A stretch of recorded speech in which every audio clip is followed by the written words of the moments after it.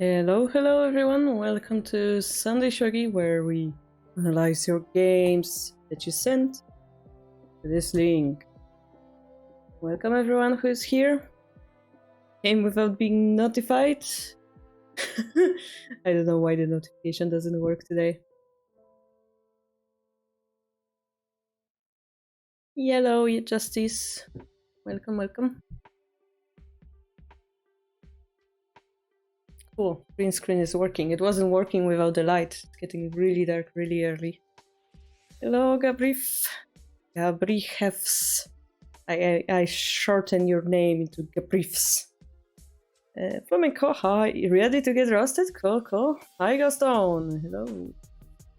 We have everything ready for you guys, apart from the actual Kifu. Where is it? Hello, Kifu.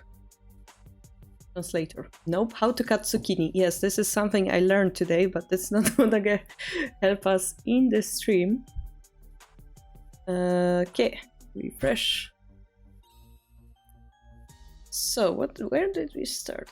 Where did we finish last week? Last week was 30th. I think we skipped on the Contetis one. I think this is the freshest one. 31. Yeah, that would be Monday. So, Capivara do Brazil, yeah. So I will read to you what Kifu we have so far. If your name is missing, please shout at me. Capivara do Brazil, Lumpnote, Lincoln, Killer Ducky, Hapskirt, Justice, Ion Greyco, and Ghoston. We have a lot today, oh my gosh. But those are the names I currently have.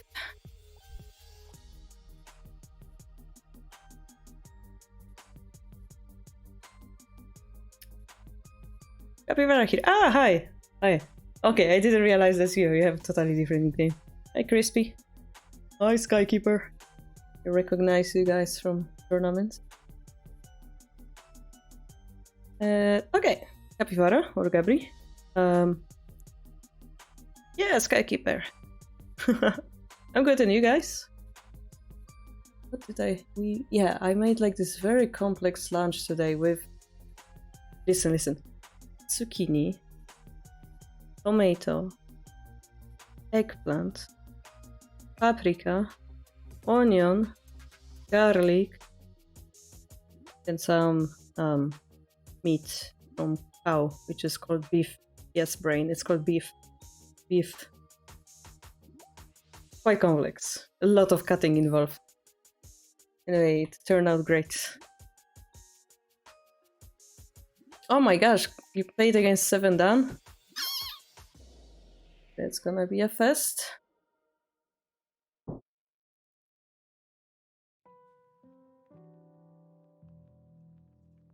We're gonna start with Capivara's game against 7 Dan.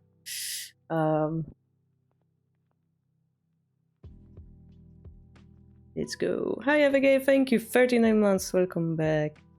Thank you always, guys, for the support. By the way, yesterday, or today morning, I guess I checked, we reached 3,000 subscribers on YouTube. Thank you guys very much. I really noticed that you enjoy the new series of the tips for beginners. Now that I've been thinking about it, though, it's not really beginner series, is it? It's quite complex with all those castles.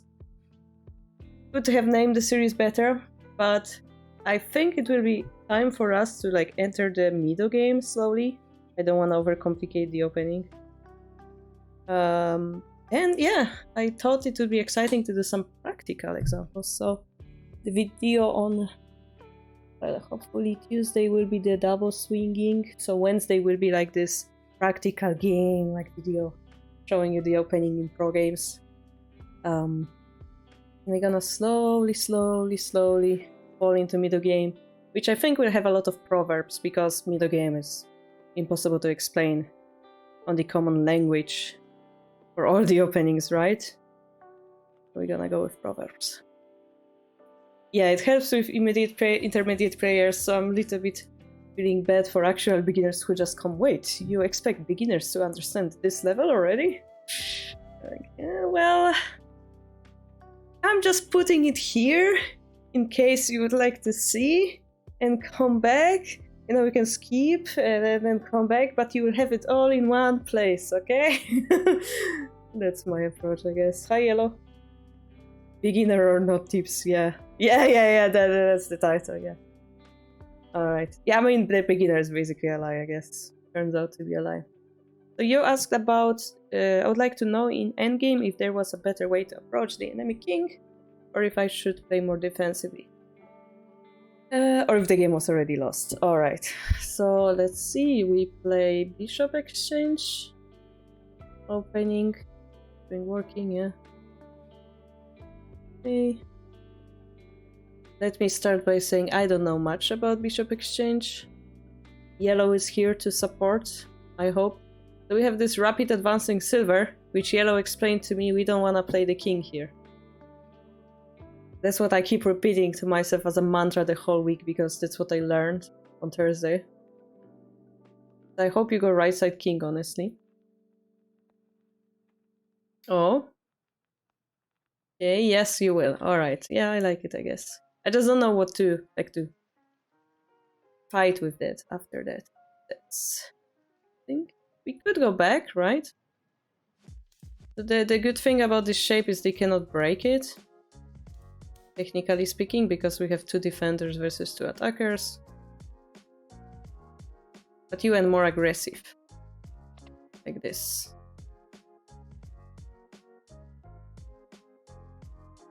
Which I don't know how to judge, personally. I mean, we're gonna take it. The enemy silver that was kinda stuck in the middle of the board now is Sabaki. But so did your attacking silver. So it's hard for me to judge if you lost on this exchange. Well, I expect him to exchange the rook pawn because he needs that pawn. And we didn't defend, which looks also a computer type of approach. Yeah, I mean, normally you would drop, right? But the computer prefers to leave it like this because actually all the squares are protected. The slight problem will be pawn promotion. Gold takes means rook promotes. Pawn promotion, knight takes, pawn drop is somewhat of a continuation. I think in that moment we can drop the pawn. So now we have to figure out what we want to do instead, and I think you decided to attack, which is reasonable. And I would like to see this pawn pushed as well.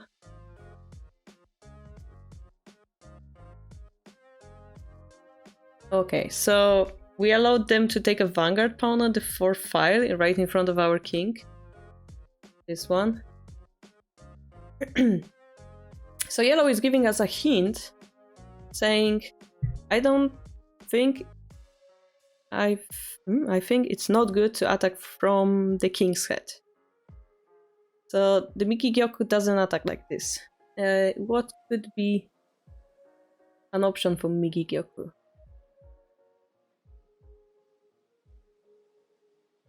Was it be? I mean, this looks like a possibility, right? Something like this.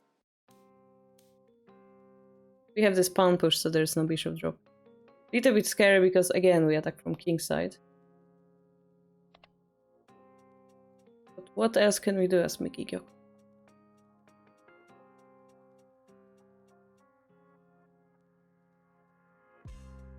Silver takes, yeah, I agree.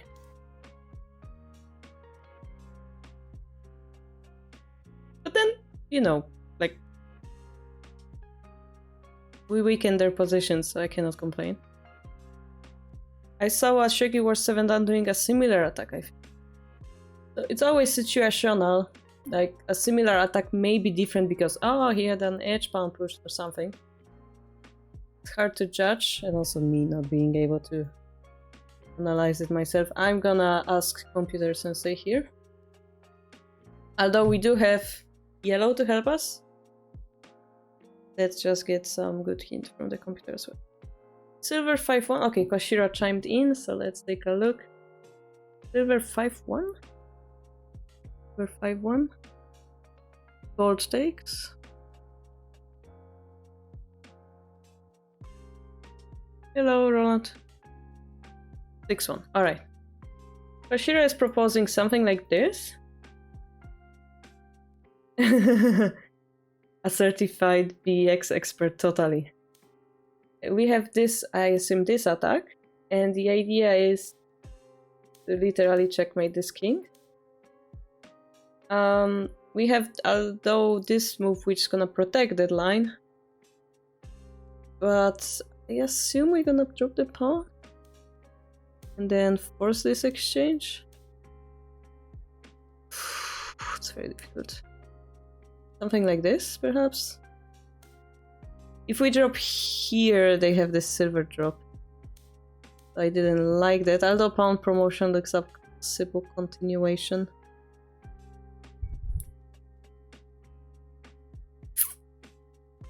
Hard to tell. I mean, we're quite resistant against drops too. So here, indeed, you have some advantage. If you see over there, you're above the line. And this was indeed, as Yellow said, the wrong approach. You see the line drops. So let's learn what's the correct approach. And here we go, ladies. It is silver 6-1. Alright, we figured it out. So the gold will go diagonally up, actually. Silver will take the pawn to 4. And then we're gonna attack with tokens. Alright, so the line the computer is proposing, I'm gonna refresh it. I'm learning myself here. Wow, we have 30 viewers. Welcome, everyone. Something like this. And then it proposed to drop the bishop or drop the pawn. It changed its mind.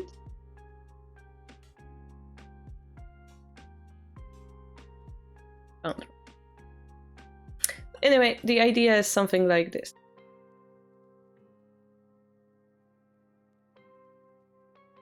Hello. Okay, Yellow says, reason Migi-Gyoku doesn't attack like this is because it doesn't emphasize your strengths. Migi-Gyoku is wide, but thin.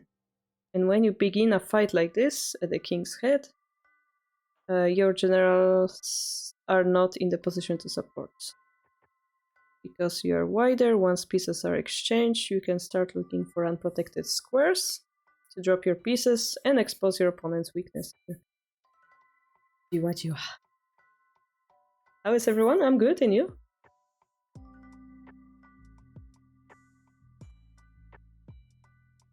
It's a little bit weirdly looking, but let's consider the fact that we do have a certain threat and they don't. Which gives us a little bit of confidence. Although, yeah, the silver being there, it's not easy. So the computer says almost equal, but with Sente having a lead.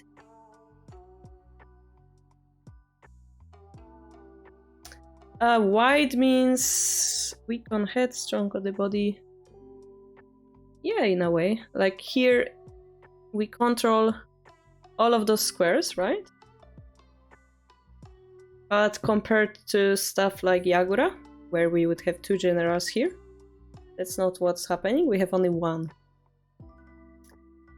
We are weaker. We are not super weak, but we are definitely weaker, yeah?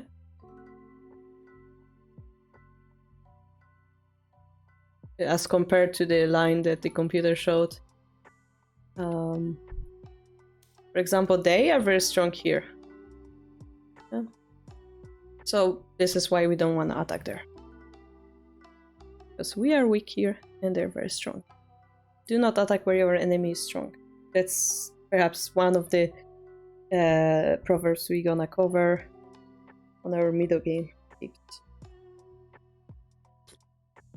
De facto, it's a tip that I never understood well myself. So it's both a learning experience.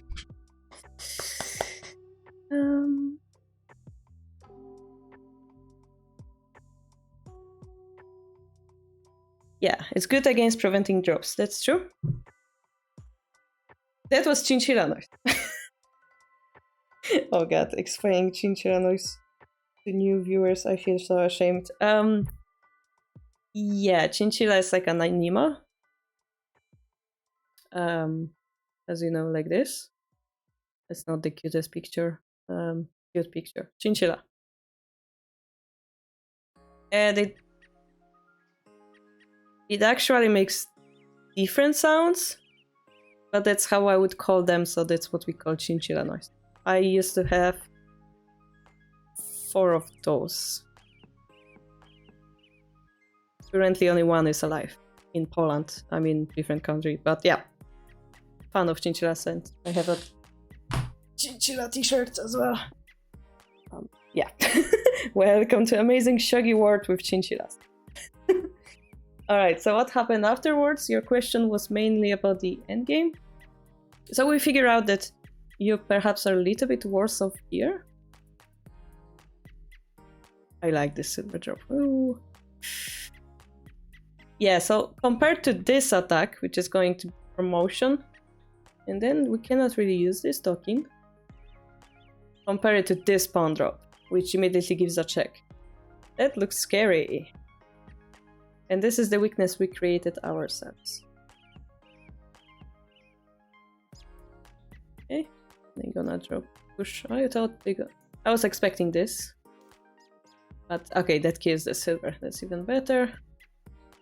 Drop here more directly.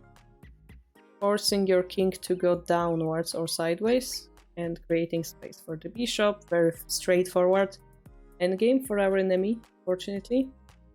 Now we're gonna promote to create a token. And you have a little bit of try to counter. Now the question is who is faster. We just take it because we can, right? Okay. Oh, you're trying to attack really well here, but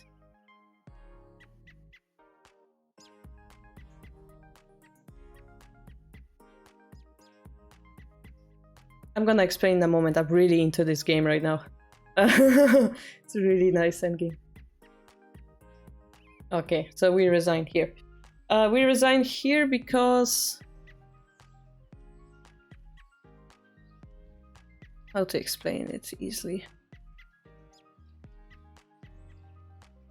If the king escapes, that's a checkmate. Yeah, we have rook and gold.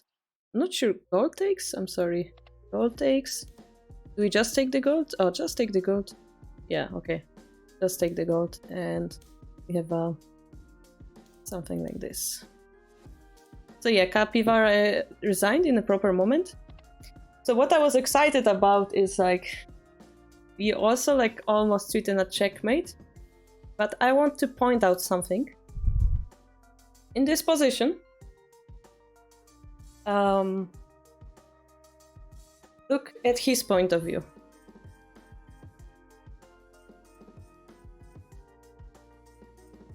Like, if his king manages to get here, they're super safe. So they fear no fear, you know? Like, in the worst case scenario, they just go for Nugyoku. This is why they can attack with confidence. This is why perhaps they have a little bit more advantage here, because your king is also like surrounded. And yep, their king isn't. Yeah, he's only attacked from one side. So that's the direct effect of, well, one, the fact that you attack from your king's head, allowing them to take this position. And this is, and now that we know how the endgame went, yeah, you can see clear connection between the choice that you both made around here to the endgame outcome, yeah? He created space for his king. Blocking your rook. And just attacked you at the weakest point.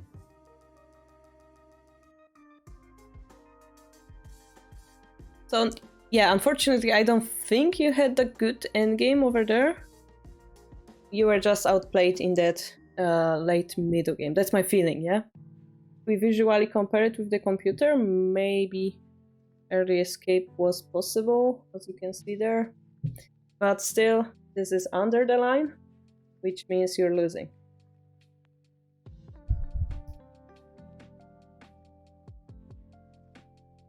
Fun fact, this silver existed this late in the game as well. That's really interesting.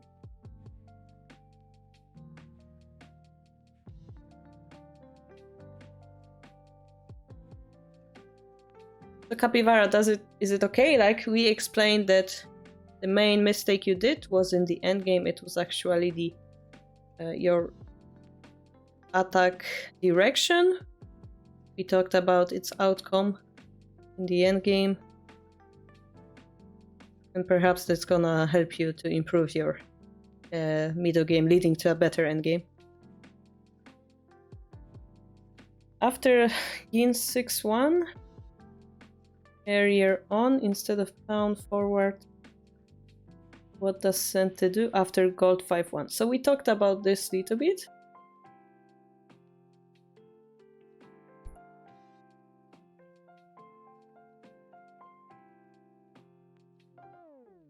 That gold 5-1, yeah. We have this drop, which forks the rook and the gold. And if the rook doesn't protect, we have a checkmate. Yeah, gold at the head. If the rook does protect, maybe we can continue harassing it with pawn drop. And then exchange the bishop with the rook. Actually, this move is also possible. Maybe that's not so clear. Do we actually exchange 2 pieces for 1 and then just drop and get the knight? That could be a possibility, yeah?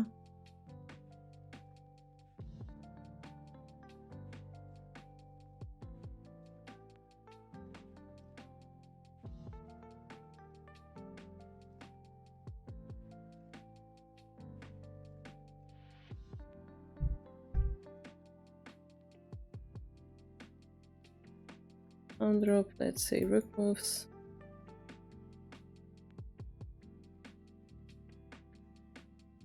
Yeah, we're gonna exchange it. But instead of 2 pieces for 1, which I thought would be this, it's actually this. That's interesting. Basically, we drag the king out of safety, even though we get a little bit of piece disadvantage. Okay, it changed its mind. Even though we get a little bit of piece disadvantage, what's happening is we get the knight here. Knight back, so the piece disadvantage isn't that much. We force them to drop a piece de facto. And perhaps we can abuse it later with the talking. It's quite complex. Alright, thank you, Gabri. The silver isn't dying because you dropped the rook 7-1. AVG. Alright, not enough time. I'm going to next one.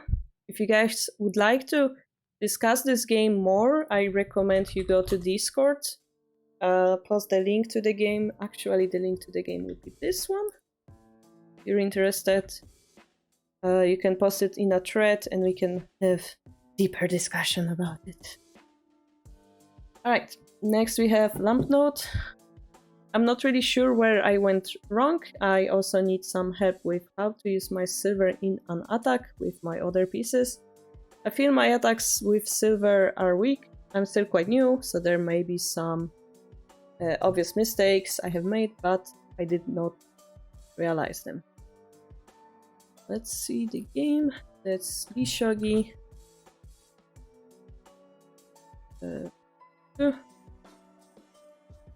Here. You're here. Cool. We're gonna check your game. So you're on the bottom.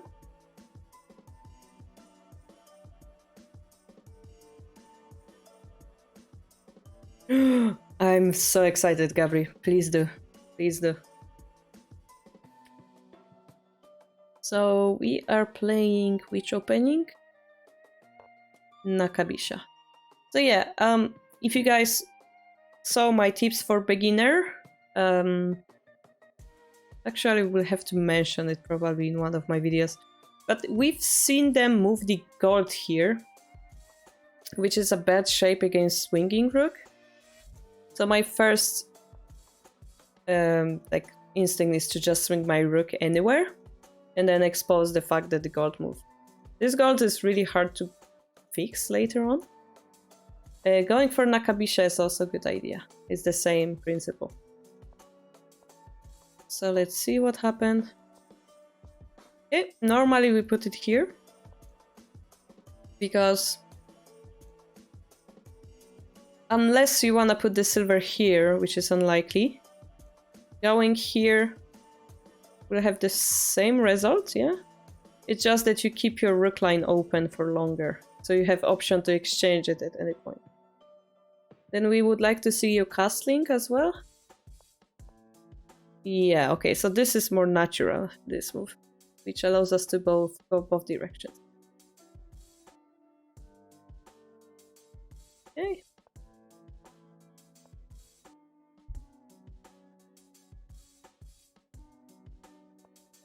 So, yeah, the problem with this silver is basically if they were to push this pawn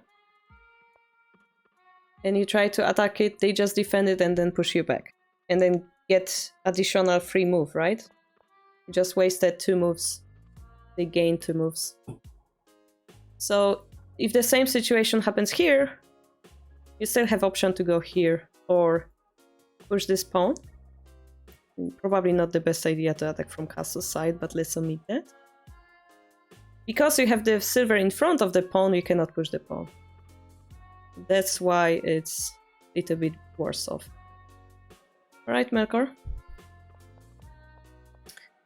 So now we're attacking, but we don't have a king is in the middle. King is sitting in the middle.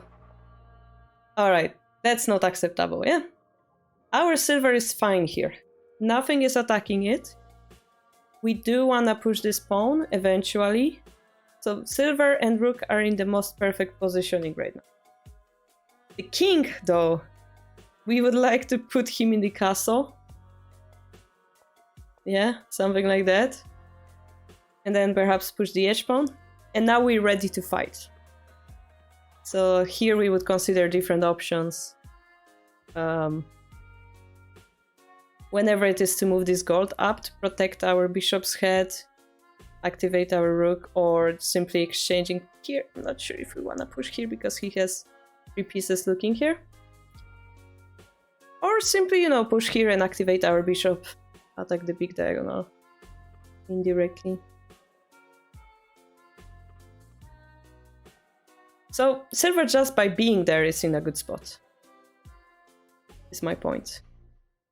Now if we just go back, we just wasted, look, 1, 2, 3 moves, right? When we could have went 1.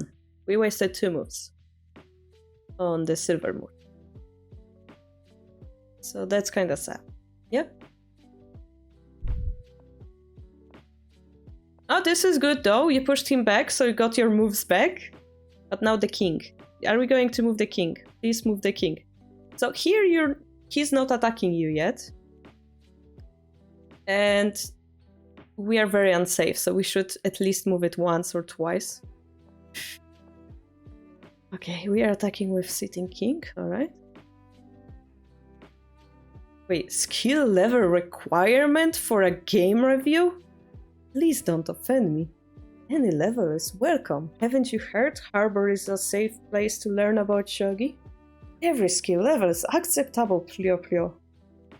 Please don't offend me. Okay, we exchange the pawn, it's good. Now if they do that, we have the option of moving the bishop here. No!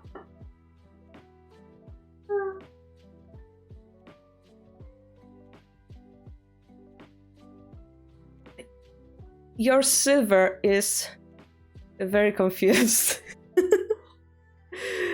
Oh gosh. He's like, I wanna be useful, please, I wanna be useful. And he's dancing all around the time. Around the center. So, what I would do is stay here. Because... Okay, let me show you some cool trick. I would play here. Because what he's threatening is to do that. I would do that. And if he's silly enough to try to attack me here, then I will lightly escape without taking. And then if he's nice enough and he takes this pawn, I'm gonna get a free silver. Do you see this nice pin on the silver?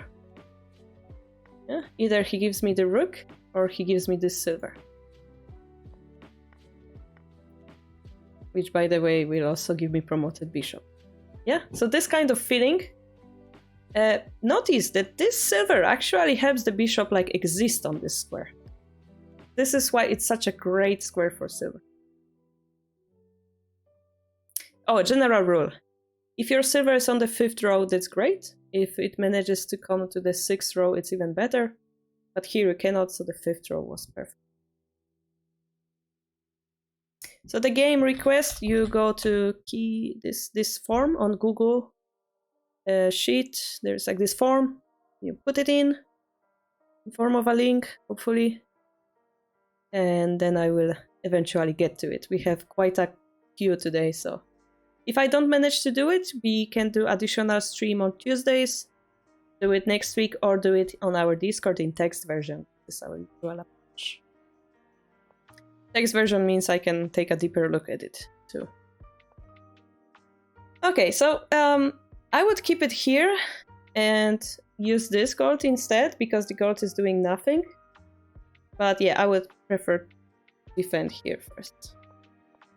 Now we blocked our rook. That's not perfect. Yeah. Okay, the first thing we have to learn in Bogin, climbing silver, if you attack the silver and they have the rook here, they can ignore it. That's the first thing we need to know. Because if you take the silver, they can promote. Yes, you got a silver, but they got a free gold. And they activated their rook. So in comparison, because you didn't activate your rook, they got a huge advantage here. So we do have to see that this is happening, and we do have to prevent this move before it happens. Yeah. But now we know. Don't worry. Now we know. After this review, we will know. So here we have to find different way to deal with the situation, which possibly still could be this move. Yeah.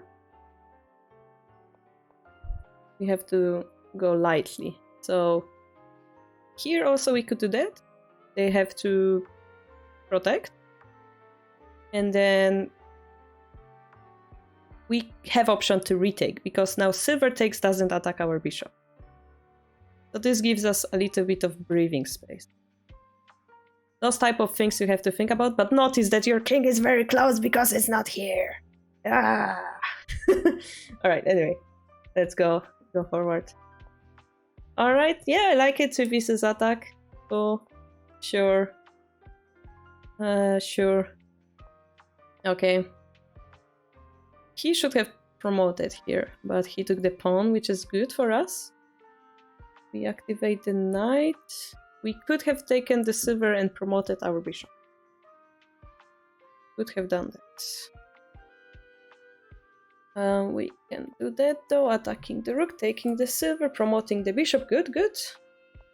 They're gonna attack our knight, and now we have the endgame fight. And this normally would be middle game fight, but because the kings are so close, it's endgame. Oh yes, I should do that. Thank you, Abigail. I added it. Thank you.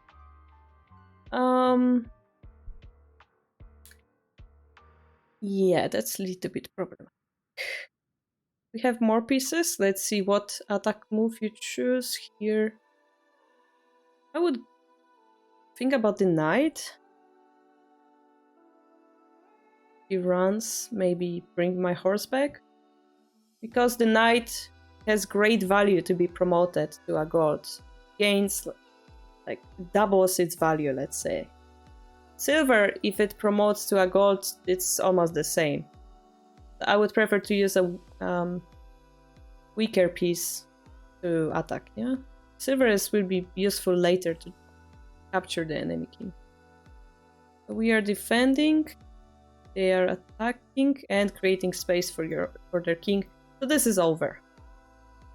This is over because you have nowhere to run, they have everywhere to run. Unfortunately, it's gonna be... Okay, we got a free knight, that's nice. Gold drop. Okay, they should have dropped in front of your rook. With silver, perhaps. This would be checkmate threat. Starting with the gold. But sure, this one. So we have a chance to do something. Ooh, I like this technique. Yeah, you sacrifice the knight and you go in. This normally would be great. You have a good sense there, but yeah, they have a perfect counter. Unfortunate. Unfortunate. As we say on this, and checkmate, yeah. I mean, good struggle at the end, good struggle. So now we know that climbing silver we have to prevent beforehand. We know that the silver on 4-5 being there, existing there on this square is perfectly fine. That we do castle the king and remember about the useful move, which is bishop 5-5. I know it's a lot of information, but try to remember at least one of them, yeah? If the silver was your main concern, try to not dance with it so much, just keep it there, keep it useful. You keep it useful by putting pressure on enemy camp in central rook like that. That's my feeling. And now when you see a chance, yes, you're gonna drop the pawn and attack in the center. It's just that your bishop is way more active in this position than his, so this is what we should play around. Yeah, that was the main point, not the silver, it was actually the bishop. Yeah, alright, cool, thank you, Lamnot. Next. Lincoln. No comment. Ooh. I don't know where to concentrate on. Okay, this is the TT Series game. We have this big tournament 3 times per year called TT Series. And I believe this is the one, yeah, I saw it today. So we will take a look at it.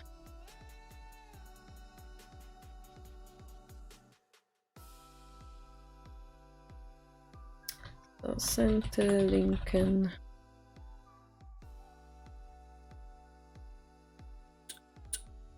Okay, we're gonna flip the board because Scott.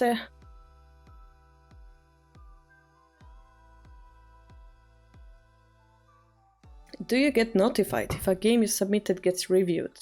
How would you like to be notified, HubScript? Which one is yours? Ah, here you are. You are third in line, so there's 2 more before you. I can ping you on this chat, I just don't know if it's gonna ping you. Like, I can shout, HubScript! Or something. If you have to go, I can do it earlier. Just please tell me. Some people have like these time zones of I'm going to sleep soon, and then we do it earlier. Okay, so we have the Yoko Fudori opening, side pound picker opening, which, as you guys know, I am really specialist at, ironically speaking. Handwritten letter, yeah, that's not gonna notify you until you're dead. Alright, cool. So normally you would take the side pawn here, but we have the opponent push the edge pawn. Among all the moves you could make, you push the edge pawn, which is weird. But that's what happened. Then we took the side pawn, and we went into the aggressive bishop 6-5 drop, which should be good for Lincoln, by the definition. But we know that this opening is crazy. Thank you, Flameco. So this is the Joseki. You escape with the rook, you drop the pawn, drop the bishop. Now we're gonna sacrifice it for the silver. The rook will be taken. So we lost our silver, but we're gonna get a horse and we're gonna get a land. So it's technically equal. And now Sente, the guy on the top, will start making crazy moves like this. Calling a of Dorian opening is deceiving. That's true. How true is that? So the idea is, if you take it, the gold is distracted, we have a rook drop, and the bishop can promote also. And yeah, if you think about it, we just have the lance advantage, and that's not good enough when the bishop is in front of our king, yeah? So what's happening? The gold will have to escape, or no, the horse comes back. The silver will come here, which seems like it's free, but if we take, there is a rook drop. Again, allowing the rook home close to our king is not acceptable in this particular line. So the horse comes here, and pawn drop happens. Pawn drop, again, if we take, the horse is dying, yeah? So now Lincoln played a very interesting move I've never seen before, which is rook drop to 6-4. And my knowledge of this opening ends here. If anybody ever saw this move, please tell me.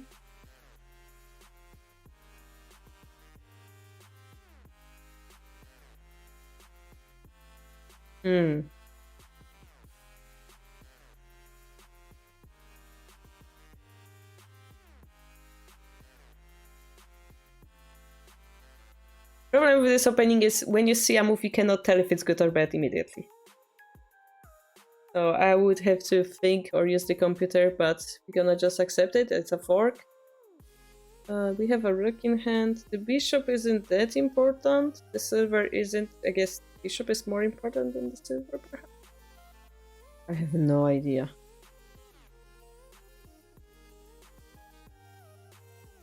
If the rook is there, it's kind of... I mean, we have this move as well, right? Kind of protects them both. There is a lance drop. Makes it confusing. So I have no idea who would be winning in this situation.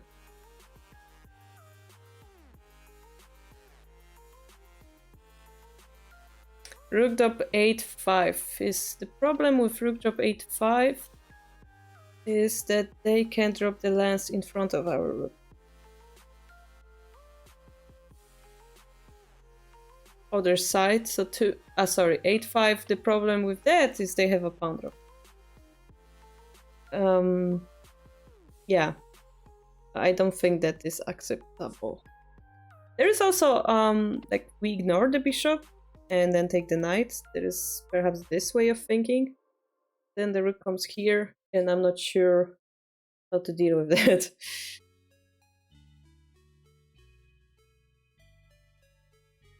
Notice that Sente is on top actually. Doesn't have a pawn in hand, which looks a little bit painful. Quite interesting move from Lincoln, yeah? I personally wouldn't know how to deal with it. Maybe I can shout at Telmarch and ask him for his opinion. Is he here? Telmarch! Telmarch! Give me a sec.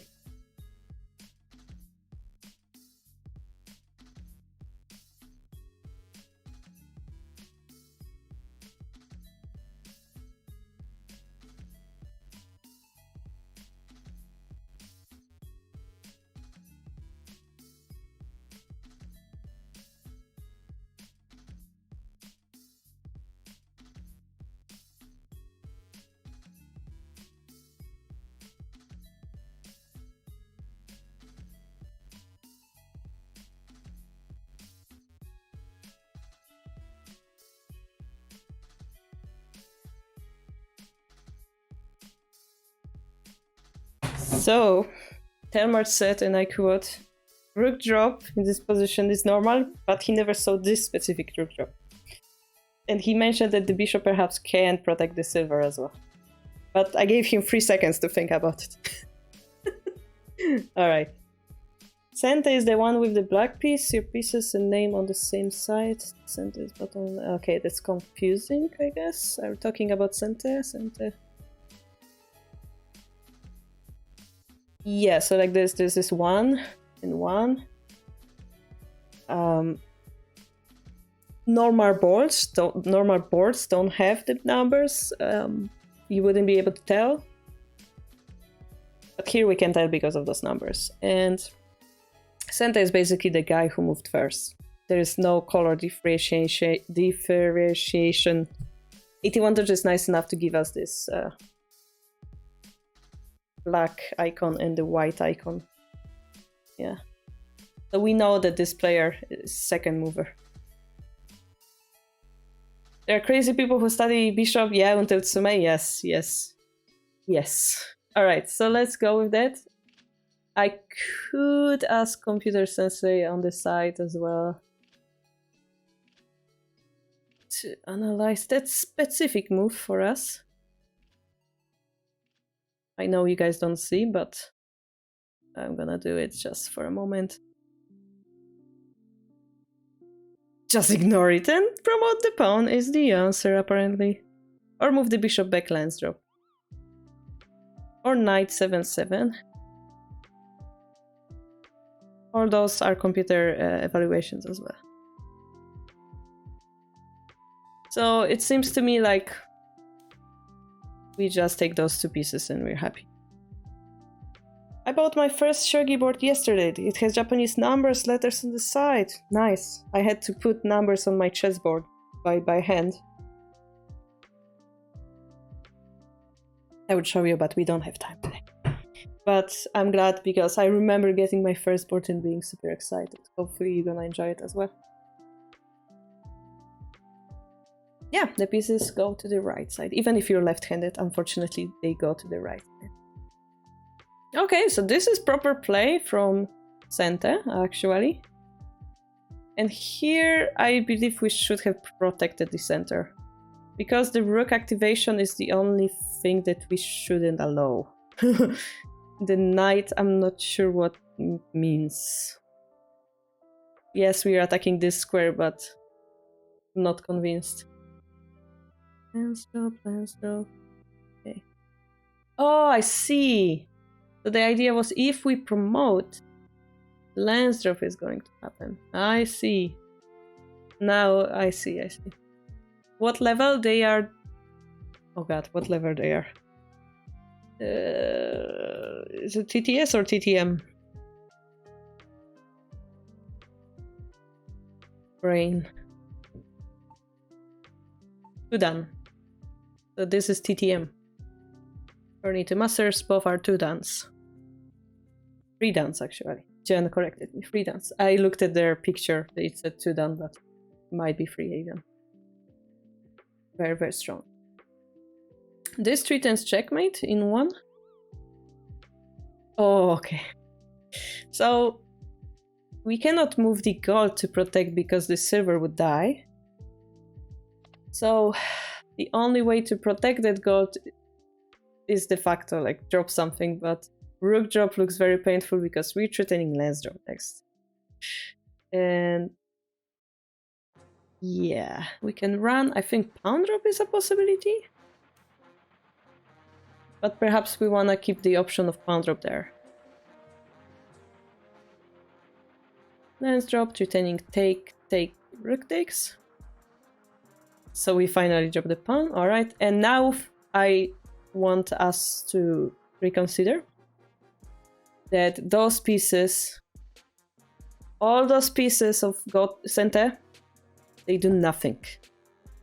So Lincoln managed to seal off every enemy attempt at attacking beautifully, and he's left with this horse and a simple lance drop threat. How beautiful it is, yeah? We can also push this pawn and get the knight. So enemy is threatening by promoting, but Lincoln decides to jump in. Okay. So the idea was if we take, this which gets activated, threatening the same thing again. So maybe we didn't want to allow it. Have the option of taking the lance though. We could have probably done it. But then they get a gold in hand. So while they don't have a gold in hand, we are attacking. That makes sense. And now we cannot take this gold because rook drop is quite terrifying. Although I don't think it's a mate necessarily. Not a mate yet. We would have to take the silver, yeah? So take run. King tries to run. And if the king manages to run here, it's gonna be really hard to capture it, right? So let's see what Lincoln does. He drops a pawn. Beautiful. This is a checkmate threat immediately. Yeah, go drop. It's a checkmate in one. So we have to take it. But now the dragon got distracted, yeah? We can take this piece safely. Because there is no promotion here. It comes back. But the problem with pawn drops is that you can abuse them infinitely. Well, okay, not infinitely, as many pawns as you have. And it often happens, guys, if you are a beginner, that you pay a price to get initiative. Here we pay a price in form of 1 pawn. That's super cheap. 1 pawn. Delay them for whole 2 moves. Another pawn. This is so annoying to the enemy. I assure you, it's very annoying. They have to take it again. And then we attack the dragon. We have to protect the gold for a moment. Now the checks are happening because the enemy is noticing that he is almost captured. But here, the last pawn drop leads to resignation. Beautiful, Lincoln. Beautiful. Why is it resignation? Well, we have to protect against gold drop. This time we cannot take it because of the silver. So, natural thing. We drop the pawn, right? Well, you're dead, yeah? Mate. Subarashi indeed. Amazing, Lincoln.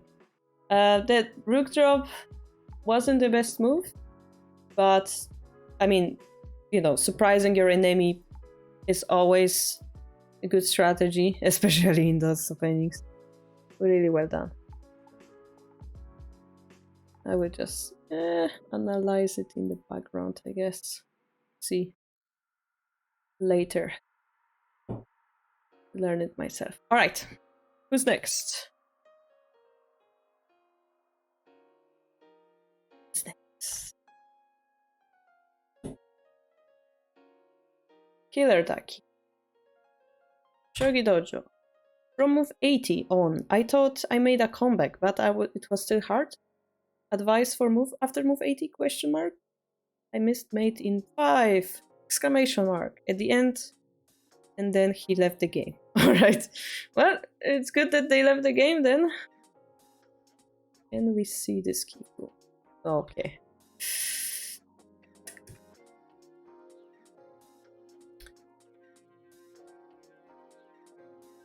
We are got it. Got it.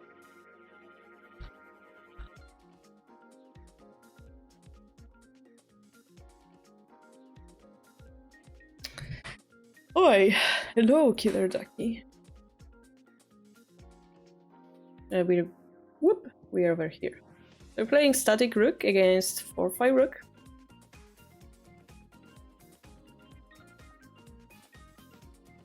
This pawn I wouldn't play in this particular opening. Not at this point, at least. And you're also gote, which makes it worse.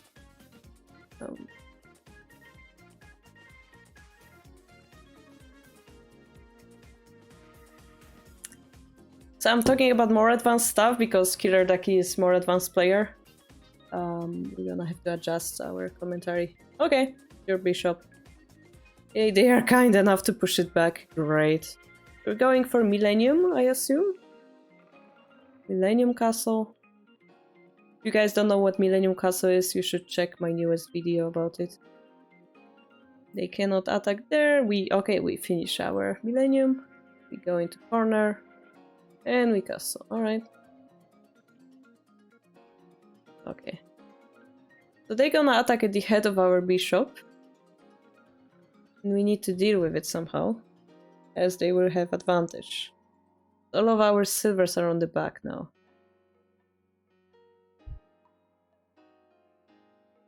If we had this move already, we would be able to play this move. When you know, like, start counter-attacking there, I believe. But maybe we have some different counter. Okay, we're just one move behind, perhaps. Okay.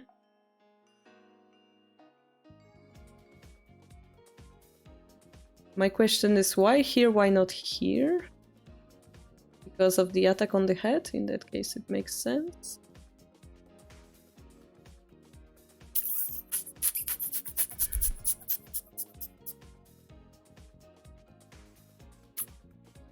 So we're in trouble. We are in trouble a little bit. I mean, that's the consequence of choosing 4 generals as your defensive generals. They have all the control over the right side of the board. But on top of that, it looks like we don't have a way to open up the position.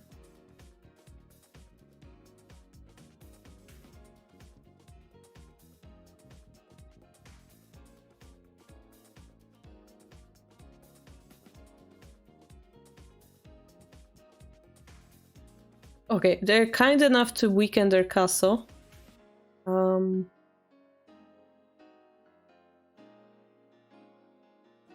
I wonder if they push this pawn, and you jump, and they move the rook. You would be a little bit in trouble, right? Because here they could have blocked you. You could have blocked them.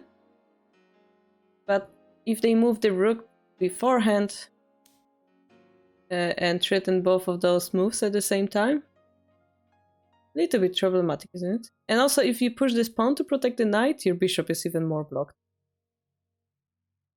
Something like this you cannot take because the bishop dies. That would be a little bit troublesome, right? So you tried, then he made a weakness, then his castle is gone. That's great.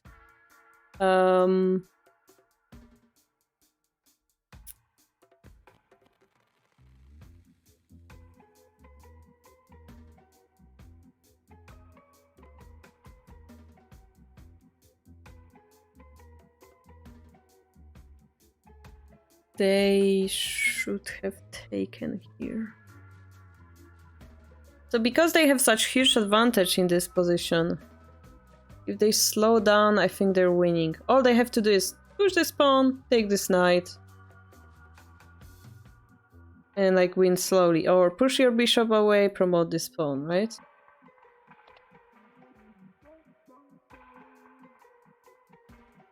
Your castle is a little bit too strong to fight it directly. If you fight it directly, the proverbial Anaguma's rush is going to win. But, by the way, you can take it, right? But maybe we don't want to. Sure.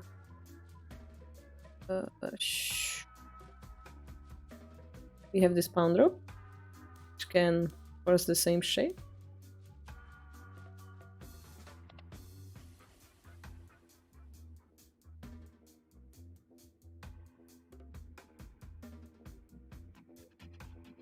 Now it became unclear because you sacrifice your, you exchange your bishop. Yeah, sure, your rook is still trapped and everything.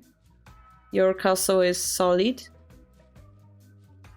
If you manage to capture the king, like surround it, you're going to win. But it's still very, very wide. There's a lot of space to go to. So it's not as obvious, and he has this attack. He's still losing, I believe. And your question was about move 80. This is move 85. So yeah, it became complex, but not winning yet.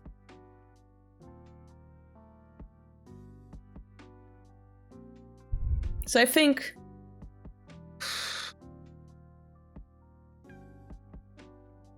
maybe bishop jump here was interesting, because if they go up attacking the knight, silver drop, right? If they go side, you can actually drop the pawn here for the same reason. So this would activate one more piece of yours. Although we have to remember there's a bishop. So...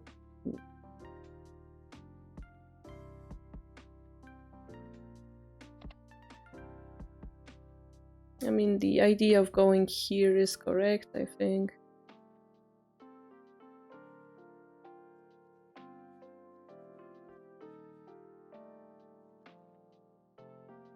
But this is hard because the king starts to run away.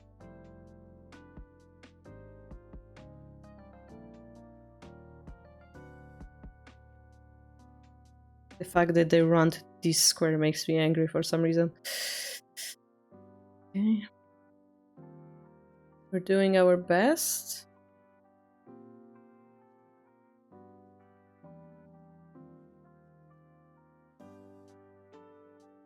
Okay, so what happened around here is we arrived at the Anaguma rush, which I said is your winning condition. So you almost have enough pieces to rush his king and like ignore his attack. Even if you have a slow attack, you will eventually get him. Almost there, a little bit missing.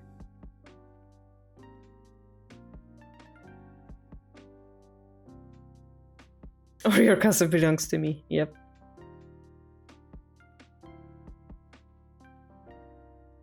So yeah, a little bit missing, but if we manage to activate the rook, it's over. And he defends, which is not correct.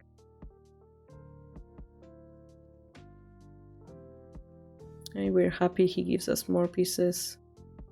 And finally we sabaki the rook, which means we win. You missed Sume in 5. Sume in 3 actually. That's Sume in 5. In 3. Hello?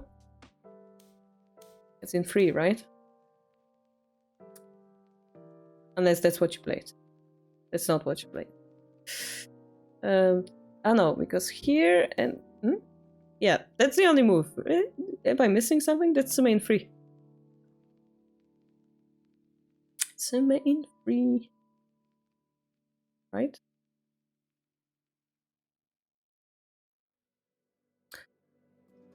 And Sume again? No, because now the bishop is protecting the influence. I see, prototype from memory.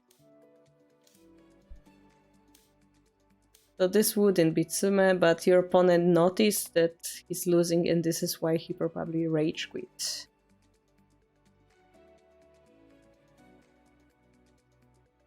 You most likely have also this move. It's more interesting to me. Because we're not using the gold. But anyway, you're winning here, yeah? So, Killer Ducky, you were super lucky in this game. You thought you were doing well, but you were still losing.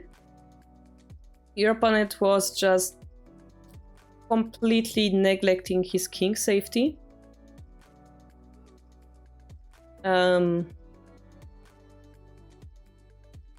Like moving all his pieces away from the king de facto. This is why you managed to turn it around.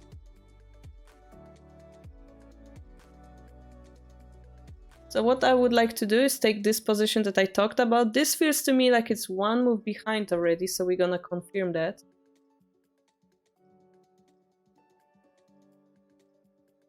Which move is it? It's move number 42. Is it already analyzed, actually? Its analyze is complete, actually, so... No, it's still equal. Okay.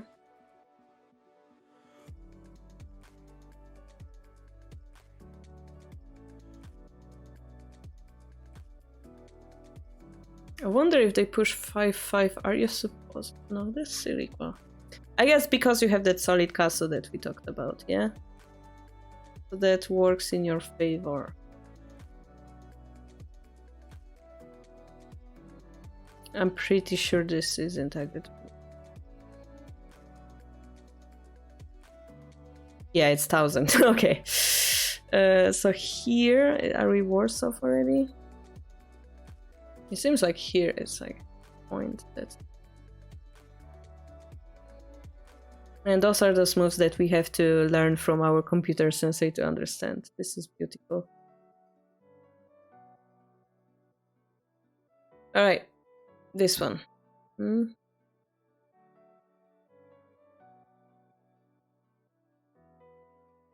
Okay, so we should have expected their attack area, I guess. The silver going to defense was too much, maybe?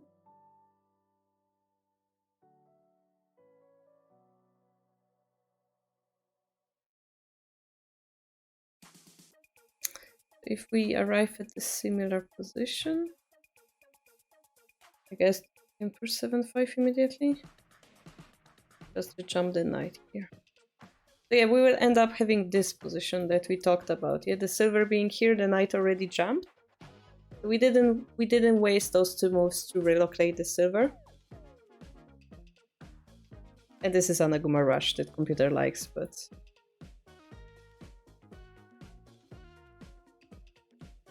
probably, yeah, I wanted to recommend this more human move.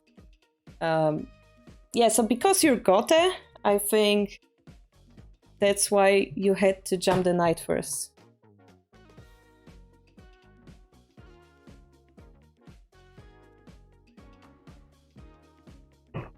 So just opening thing, yeah? We don't have time to do that.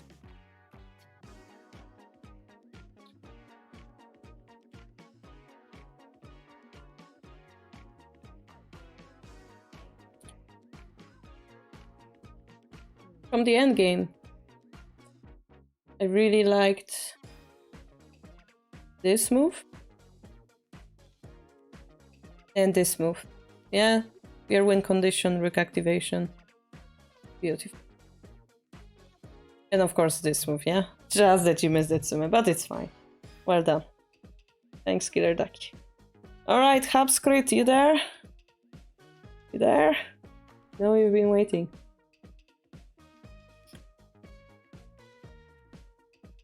Second even game versus a real person in 81 dojo, but you sent Lee Shogi link, which is quite confusing. Yes!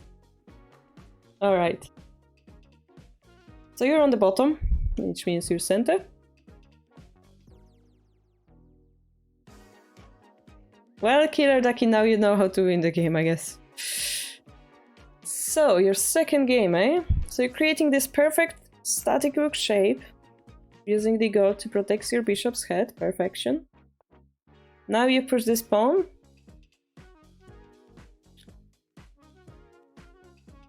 So the problem with those pawns is that there's those type of rooks that can fork them. I'm not sure if the timing is correct, but let's ignore that. We protected it, yeah? Yeah, you know what happened to me once, Killer Ducky? I was playing against someone, and I had sumo or something, or I was winning. And what they did is they left the game. They never came back.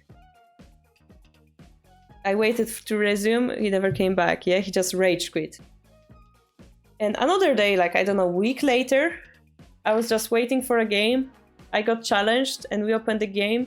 It's the exact same game, like, resume from that position.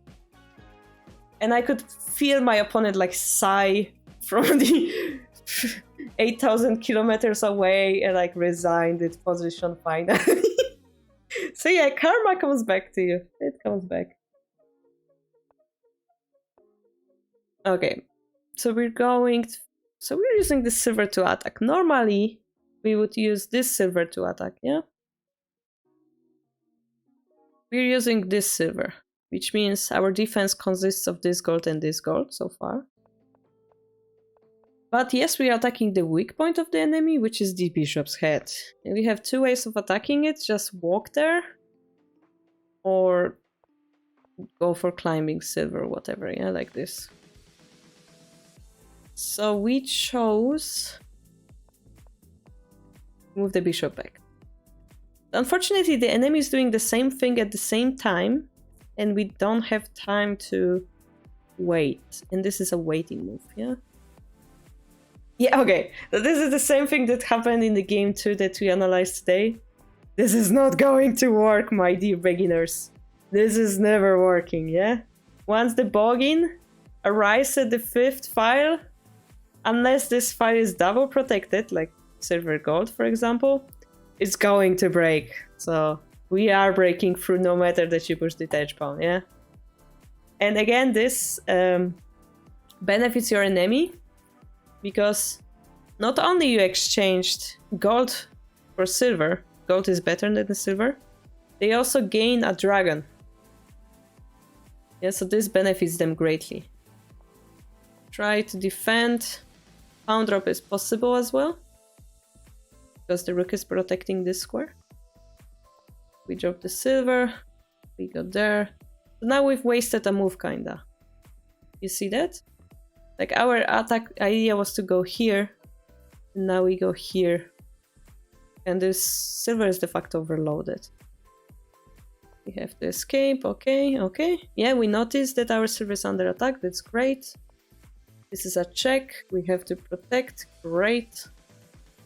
Gold move attacking our bishop. Now this is hard to deal with.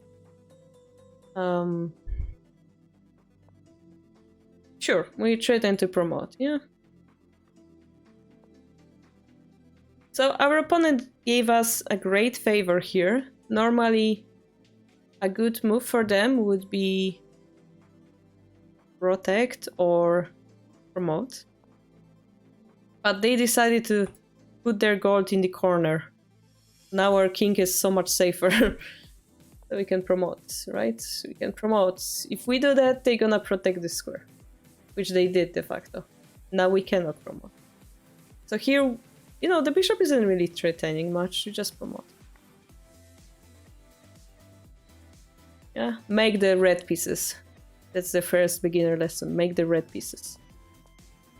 Okay, we're trying to block the dragon, he's trying to enter again, we block him, perfect. Taking the lance, and we are attacking. Okay. Alright, now we're using the same technique we saw here. We are like, you wanna take our silver? I'm taking your gold. Yeah, beautiful.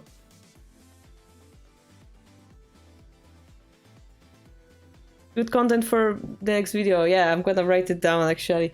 Make red. So it's not necessarily the best proverb because not all the red pieces are good, but definitely rook and bishop should be red. If you can. Okay? Yes, you should promote your rook here. So, the thing with the rook promotion, rook is your strongest piece, yeah?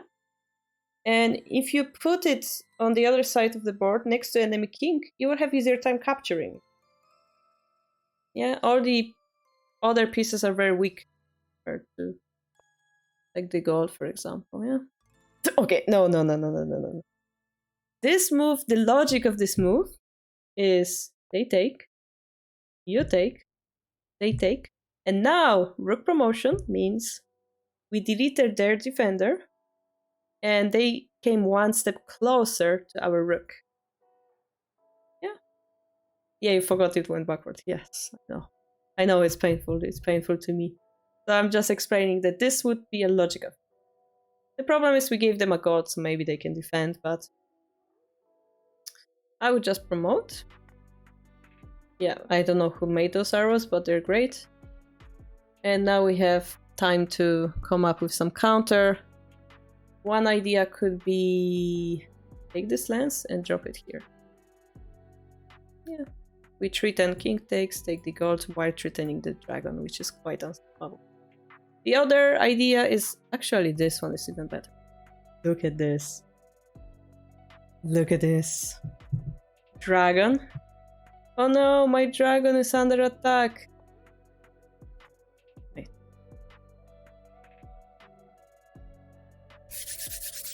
Those moves you don't want to miss in the endgame. Make the board filled with red blood! I imagine Justice using the rock voice like that. Okay. I'm teaching a friend and he asked which opening should I play bogging. I don't know. just move the silver up. The way I teach bogging, use 2 pieces to break through 1 piece defense. That's all they need to know.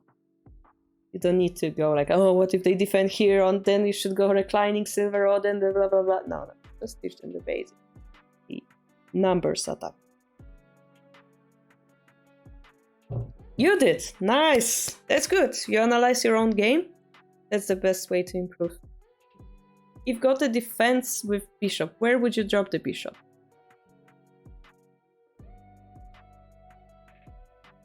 So it's not Sume if they drop here, but then we get a free dragon. That's the point, yeah?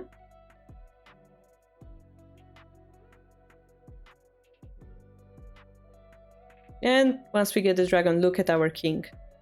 Surrounded by friends. No threats whatsoever. And then we will have time to drop the rook somewhere. Like here. Double our attack, or drop the knight here, attack the bishop, probably faster.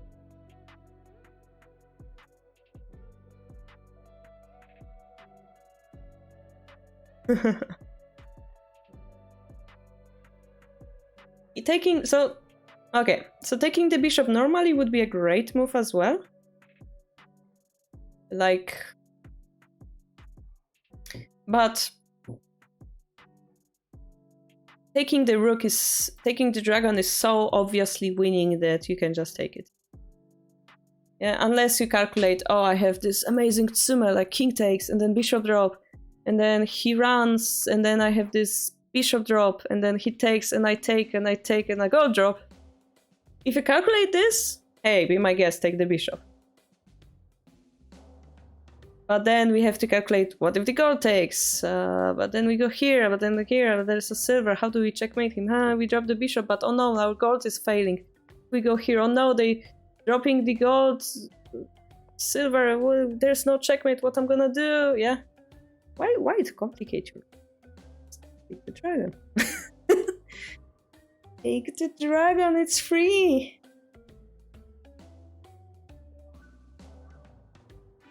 Yes, they were too greedy.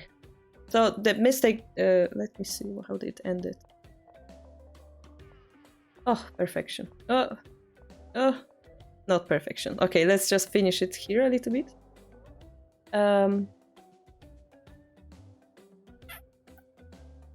You want to surround, not check.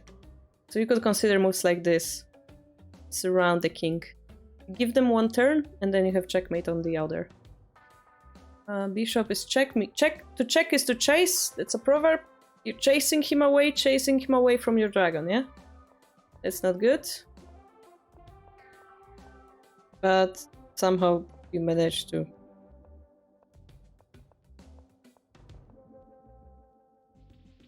You actually managed to checkmate him, which is pretty impressive. So by the way, you're probably dying here. I just cannot tell exactly. You should be dying here because he has so many pieces. Oh, by the way, this is not check. This is not a check. You're winning in 3 moves. But if you did that, you just win, yeah? This is silver. Silver goes diagonally. Gold goes like a plus. So think of a golden cross and a silver star. I know stars are golden. Oscar is golden. Stars get Oscar. Golden. How do I explain silver? Because you see silver has a letter R at the end, and R has diagonal line, which means it goes diagonally. That makes sense. I don't know.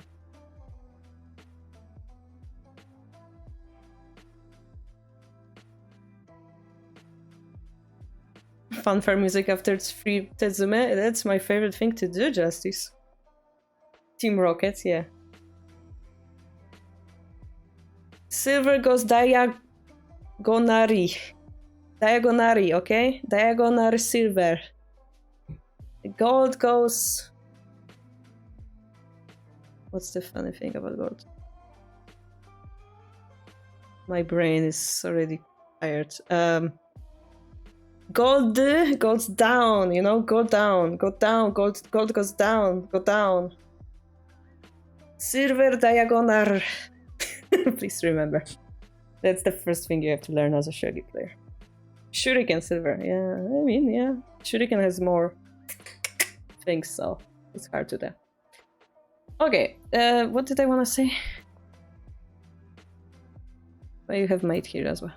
Pound push is good, pound drop mate is bad. Pound push good, pound drop bad. It's gonna be the first endgame video we do for beginners. What did I want to say? Apart from that. I knew I had something to say. Just forgot. About the surrounding, yeah? Take is to chase. So here, for example, we could try this. Oh well. I had something to say, I forgot.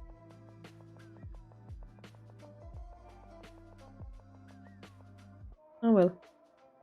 See the escape route. Yeah, so this is your first endgame lesson. Don't chase. Surround, yeah? Yeah, it's gonna be justice. How to win Shogi game. Push good, drop bad. Alright, Hubscript, hope it's enough. If it's not, you know what to do. Next key for next week, yeah? Justice, you're next.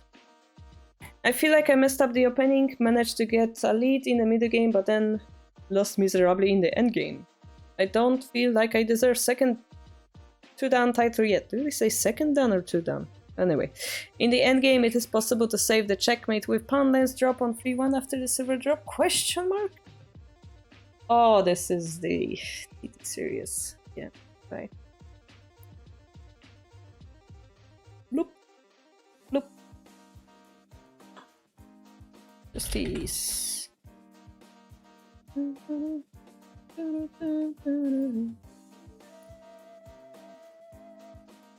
We say Nidan. We could say Nidan.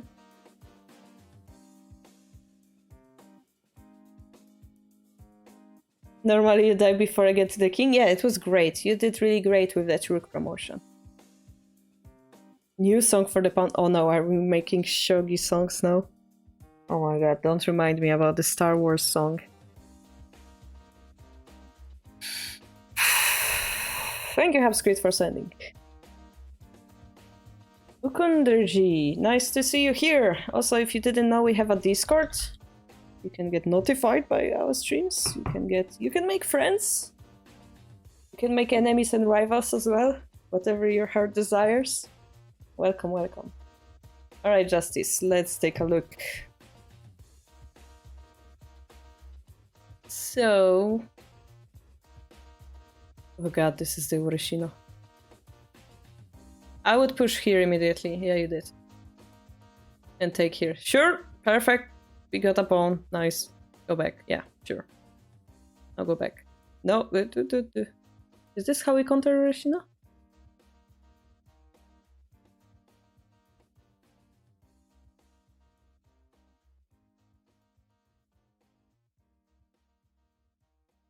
I have no idea how we counter Ureshino.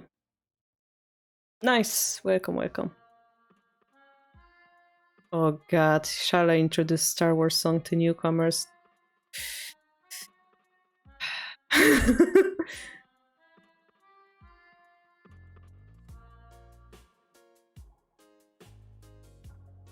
You feel it's not, okay. Yeah, I think your rook is doing a great job like being here.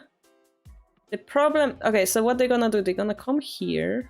They're gonna push this pawn, they're gonna push this pawn. If you take the silver, it's coming to come here. And then it's gonna be troublesome, but it takes few moves to get there. Now what would be our plan in the meantime? One of the plans will be to start pushing this pawn. Because our bishop is open. Which we keep open. By not pushing this pawn. And why do we wanna use this bishop over here instead of closing it? Because we have a better bishop. So de facto, I think the only way for them to deal with this situation is actually playing here. And now their attack on this side becomes bishop exchange. It's troublesome because we have a hole here. So I was thinking maybe that's not the most practical thing. We could go back one square and then go for the same thing. This will protect, yeah. So maybe we can manage in the meantime. Like that.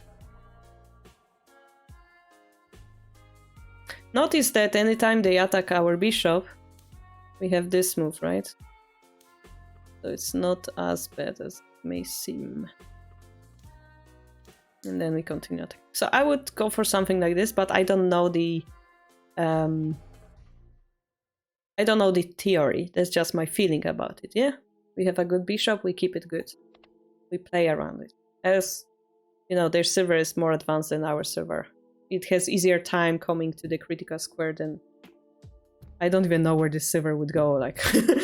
That's how bad it is. Yeah. I mean, this is also good if we do that and distract their silver. Perhaps go here. But it's not as obvious. No. Ah!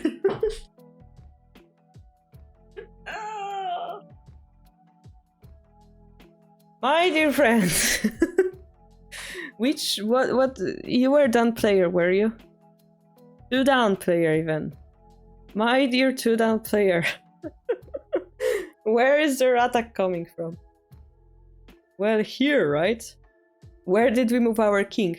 Well, I really like their silver. You see, he's a very handsome guy, and I would like to have a talk with him. No. We don't put our king closer to enemy attack, okay? If we can, we put it away, but never closer. Yeah? I mean, if the king like came here and protects a knight promotion or something, it makes sense. Bishop exchange. No. We go into, oh, I'm gonna make Gangi because it's a good shape. No, it's not. They're coming to attack your head very soon. It's a beginner mistake. The beginner trap that I wanted to cover in like 2 or 3 videos. You close your eyes, you make the castle shape that you remember, ignoring what your opponent does. We don't do that at the 2-down level. We don't. Yeah? Okay, we pushed the pawn, that's good. Now we distracted the silver with safer. Our bishop is reopened. Perfection, we're gonna win this game, right? Probably not. But yellow shows the winner. So... So, okay, we went back. The silver came around. No, we don't have no reason to play here. We have no reason to play there. Maybe we have a reason to push this pawn, to not allow him to... what we've seen twice today already. But definitely this is too bad. Justice! Justice! We are in middle game. This is opening move. We're in middle game. He has attack. You don't. We need attack. You need to have nuclear weapon to counter enemy nuclear weapon, else he's gonna just take whatever he wants. That's like a very real life sad example, but you need to threaten them with something to be safe. Does it make sense? So this is like, I bet you don't see that I'm attacking a rook. No, he's 1 done. Justice. He's pot noodle. He's a chess player. He knows you attack. Not gonna play. Oh, look what happened. Okay. Oh, look. They had a bishop there. Okay. So we didn't see they have a bishop there because why would we give them a free pawn when they have none? Do we have a way to prevent this pawn push?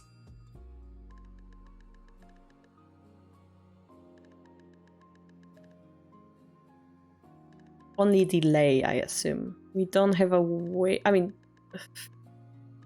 No, we don't. Because the bishop is here, we don't. Yeah, we could have done something like... No, we cannot do that. We can't. No, it's too late. It's too late. You wasted... You wasted... this move. You wasted it. Horribly.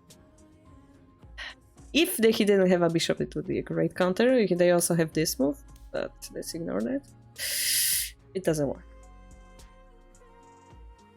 Yeah, but the bishop is not important at this point. This silver is important. So bishop exchange, I think they would be happy to do. Because now they have bishop drop here, right? So now we have to defend on 2 fronts, which is this and that. And that's a problem. Because we talked about his bishop being worse than our bishop. And in chess you would exchange them, here you would exchange them, same effect. Yeah, they're happy. Yet another 1-5 boggin. Exactly, Seb. Today is a boggin day. Yes, truly a recurring villain. So we should... Guys, lesson from today. Defend the boggin before it happens. Yeah? Everybody learn this together. Defend the boggin before it climbs. Defend the boggin before it climbs. Yeah? Gotcha. Okay. So middle game. So this is a panic move. This is, I don't know what to do with this situation. I'm gonna try to do something. Yes. I mean, everything is a good topic, let's be honest. Okay, nothing. I mean, we're trying. Yes. European exchange, and the rook comes there. Great. Okay. Oh, that's a check. Never mind. Check.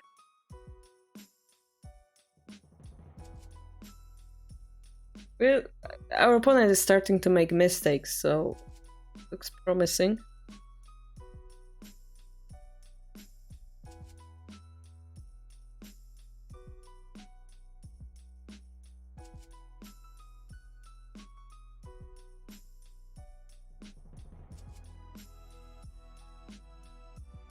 This is a very good exchange from your both, actually. Like, this knight drop is really interesting. And this rook sacrifice is also really interesting. My only question would be, maybe this square is a little bit better? Because we have some sorts of follow-up.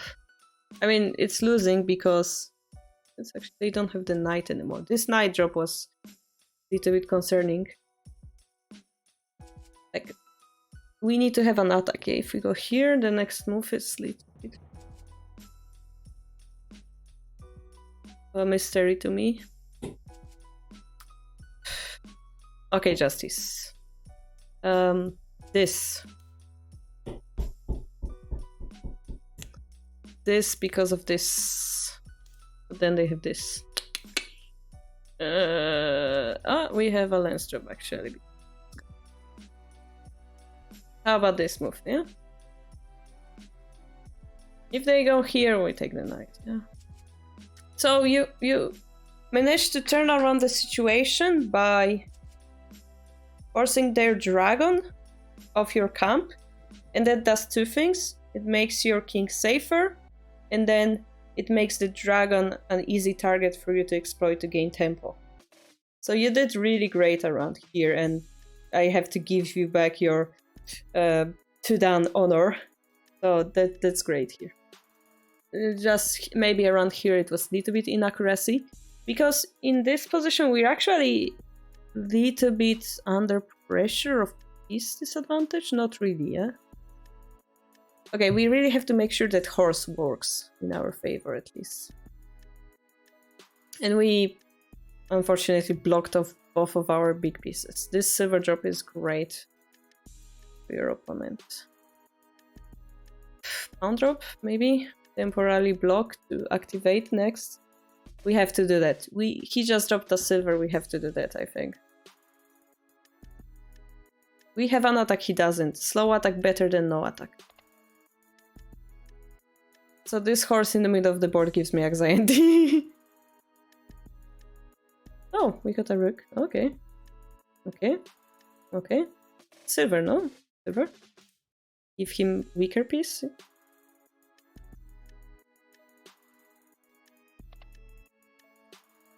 So that's the problem with this shape. Knight drop. I mean, let's ignore the fact that it's hanging. Knight drop will surround our king, and this is checkmate threat. Oh, I see. They have a rook, yeah. That's why. But it's fine. It's fine because we have checkmate threat. So it's fine for now. He cannot take it. He cannot take it.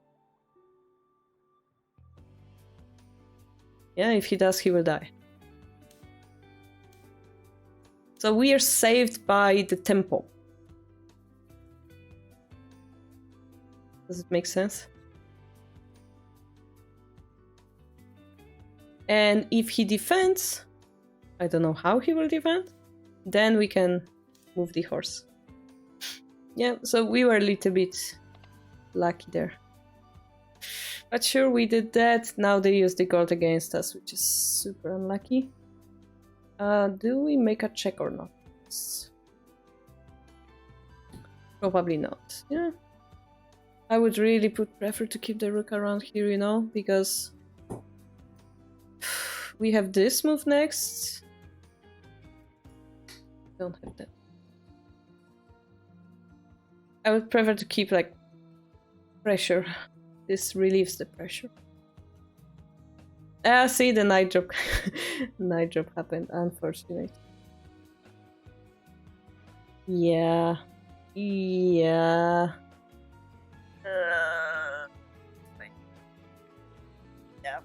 Yep. It's painful. So this is why, I mean, maybe here king takes is better for that reason. And this is endgame, yeah? It's not about forks anymore. It's about how to make this king survive that knight drop, basically. A different way of approaching the situation. So justice, the opening. Try to study whenever you should have dropped the block the bishop line. Try in that rook 2-5 position because it feels like you've came around. This one. Try to maybe analyze with computer if you had a better move. It looks very crucial to me, yeah, at a glance. And then the end game.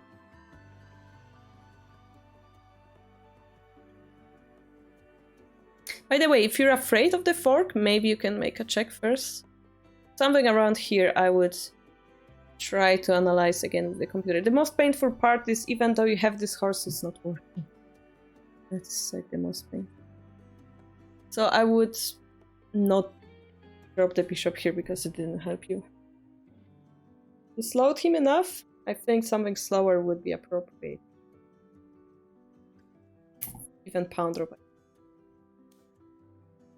But yeah, check it by yourself, yeah?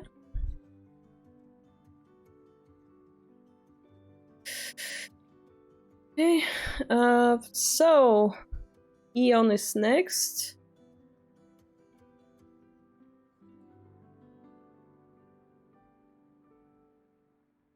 Then we will have Kpo, Ghoston, and Melkor. So because we're reaching the last 20 minutes, I will ask you guys, do you prefer to have, if does anybody from those 4 people prefer to have a text review? For example, Eon, your games are more advanced, so usually they require me more analysis time, which would be better in text. Is it okay?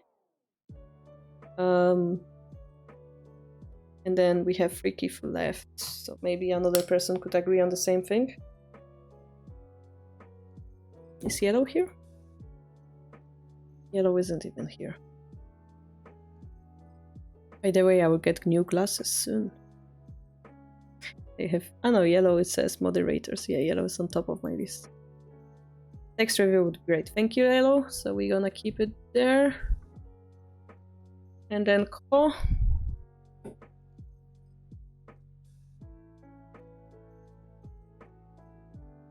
Ghoston and Melkor. Anybody wants text? Ko? Okay, alright. So let's do that. Thank you so much. We're gonna go Ghoston then. Because we will... This way we're gonna finish on time. If I don't finish, Melkor will be text too. So Ghoston says, a very long and hard game for me. What aspects should I focus on to improve? And take.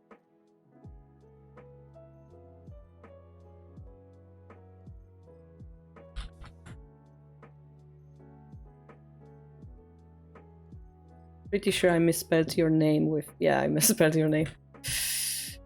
That's not how you write your name.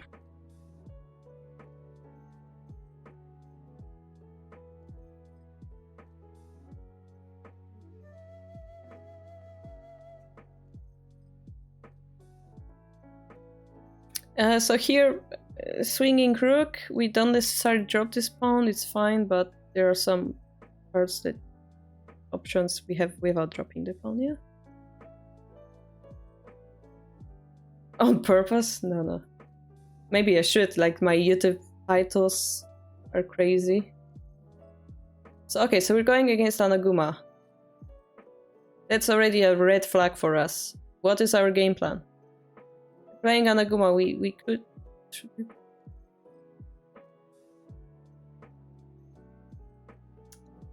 We need to do something before they finish Anaguma.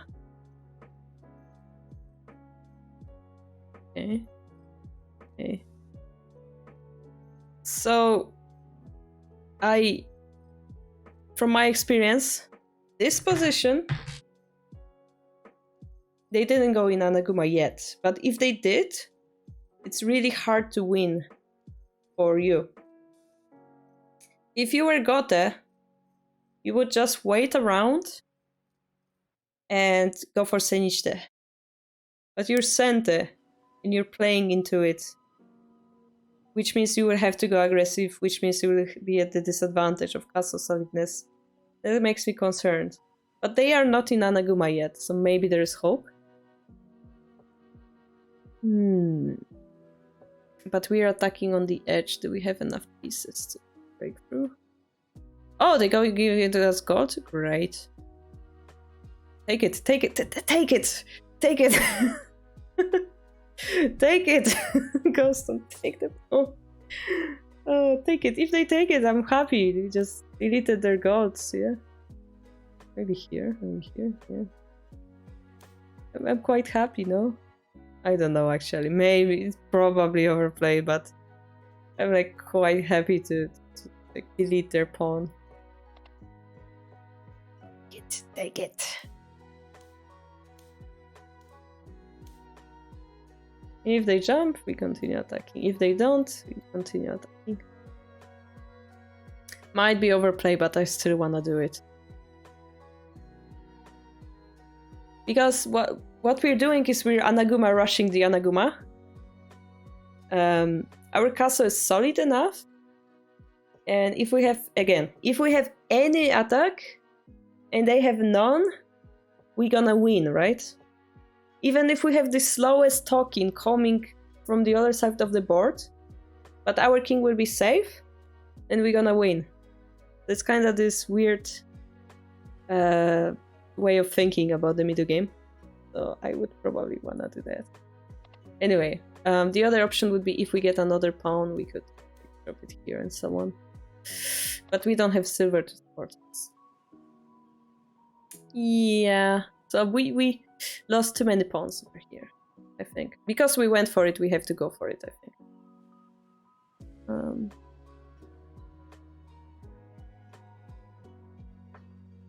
There's also this move. Technically. Which threatens promotion. So that's also a possibility. And now, if they give us a lance, if they're kind enough, we might have some attacks here. Maybe. But it's a little risky because we drop lance, they drop lance, and we activate their knight. A little bit risky.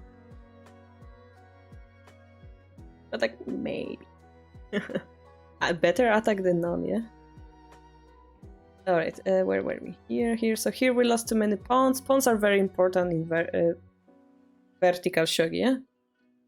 Very, very important. Now we look a little bit lost. We lose another pawn. And if we had a pawn, we would have a great attack. We are missing a pawn. So now we're trying to create some attack. Oh, that's interesting. Now they have very solid defenses. So my eyes are looking toward this side of the board. But it's not enough. We are on a very thin string over here. If they push us back, it's gonna be over. Kind of feels like it. Okay, I guess we have this move that could exchange the bishops, expose the fact that the rook is floating. Floating rook doesn't look bishop exchange in this opening. We have moves like pawn drop, knight drop. Trying to expose this gold, but maybe they can protect drop, so we don't have enough pieces. You played this, which is similar idea, but over here, but they have a rook protecting, so we cannot break through. And they over defense. It's great.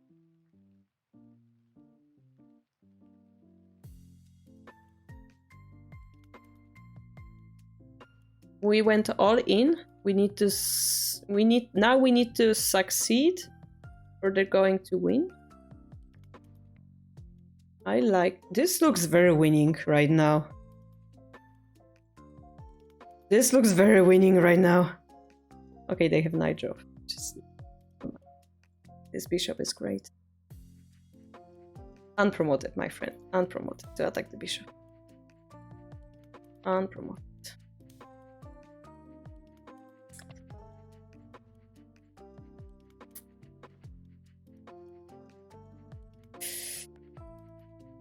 If you had unpromoted,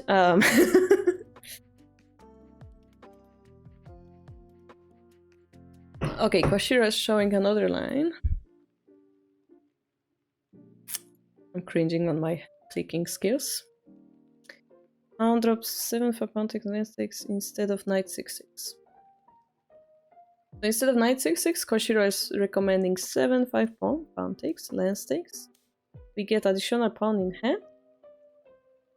And then we have a pawn drop. That's a possibility, yeah? But again, this is not breaking through. They can drop a piece here, lose the gold. And it would be good at it. I guess they have this. You take. Then we drop the knight, I guess. Eerie. Yeah, it would be interesting as well. But I think you do great here. And now this is like a critical spot. Do we actually drop here instead? I mean, this is good because it threatens checkmate. They drop the bishop. Technically, we should defend that for one more move. Because yellow says also that opponent missed 5 moves to me. Did he? Ah, they had Sume here. We cannot allow this knight drop. The knight drop is our death, so gold drop first. So this is attack, yeah? This would delete the bishop. But we would be left with no continuation. So I would prefer to keep the pressure. Stuff like this maybe, but I would prefer to keep this knight as long as possible. Because the bishop is... Okay, so this bishop is a very nasty thing. This bishop is called Kobo. The offensive defensive piece. So the definition of Kobo is what changes when the Kobo exists is that everybody wanna kill Kobo or preserve it. So in this case you wanna kill Kobo.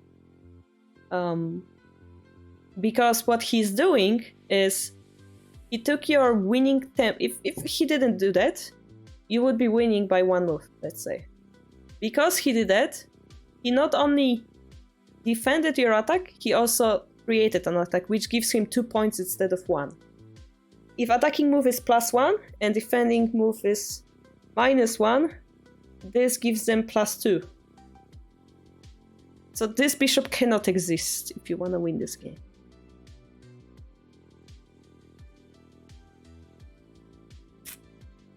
Yes, so the problem with the gold move or drop, I'm not sure, is the rook takes, then we take. I was hoping, you know, I was hoping that maybe they like try some checkmate threat, and I was hoping having this rook will be enough for us, but probably not. It's gonna be rough.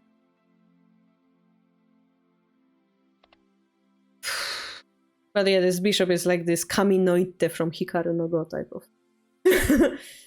God drop. God drop is a little bit more solid because rook takes, we take, we still threaten the bishop. The problem is silver drop, we take the bishop. Is this a checkmate or not?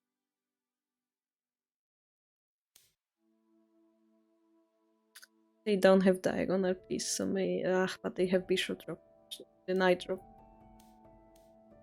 This bishop is working, unfortunately. Yeah, the bishop is like crazy. So because of this bishop existence, we might have to play a different move here. Because we cannot deal with it, yeah?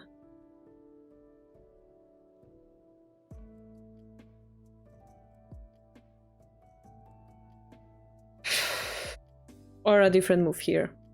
Like take here or something. It's very painful.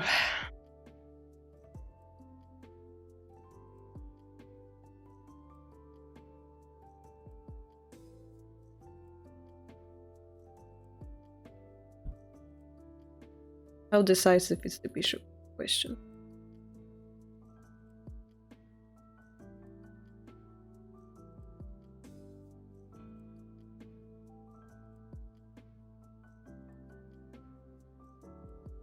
What if gold's 8-3 before silver drop?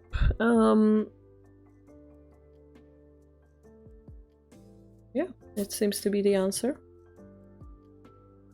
Over here as well.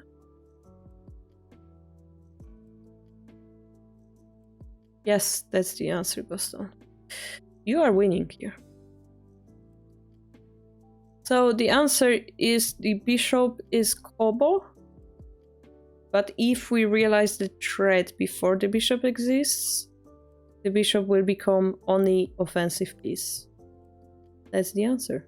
Prevent the Kobo. Oh my god, today we're preventing bogging before it's climbed, preventing Kobo before it exists. What's going on here? Are we learning to read 3 moves ahead? Let's compare it to this position. So you had 900 or 700 points advantage. And if it's minus, it means turned around. It's equal. So the line that you mentioned before, which is take, take, take, and it's difficult to find a move, it's equal. So the correct move was to play. And then probably silver drop. And this is checkmate threat, which cannot be prevented by the bishop drop. And they would have to find a different way, but in the meantime, you can pick up the rook and make it harder. I mean, we are in the zone of the miracle shogi, like the bishop drop just made the game immediately equal. That was really hard to predict. So we just have to applaud your opponent, yeah? Thank you for the follow, numeral. Alright, so he missed Sumedo, which we're gonna roast him for. And here, unfortunately, I think we are already behind, yeah? Okay, they're climbing. Yeah.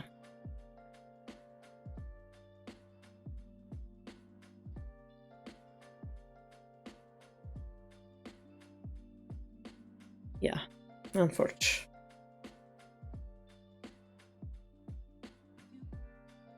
I mean, well fought, well fought. This is better. Well fought. Very unlucky. So just, yeah, with that, I want to see if the computer would take that pawn that I wanted to take as well. I just want to see that for my own satisfaction.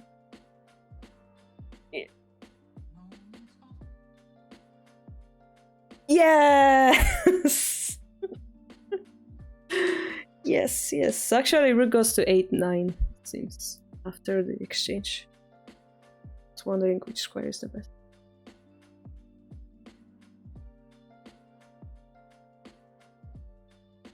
And then, yeah, we continue with each other. Why was 7 rook? Because it uses 1 piece less to checkmate. Yeah, because here, if we drop the rook here and go here, we use another piece. If you drop it 1 square away, you need 1 less piece. Yeah, this is just like an endgame thing. You wanna go for the most efficient play. Our level. This also is checkmate because we left the square.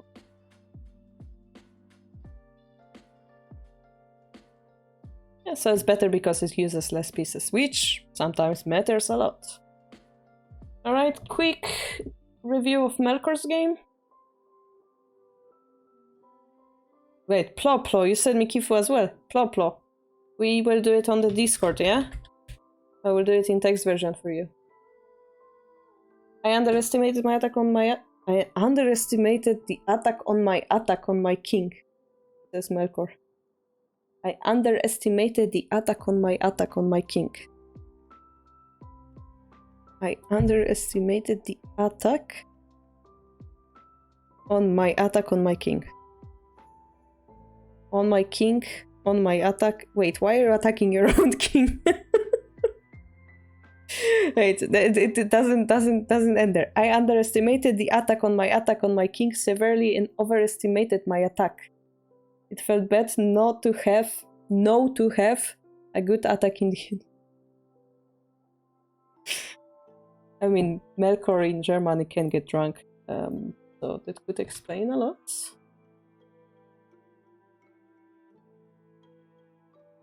Yes, it doesn't.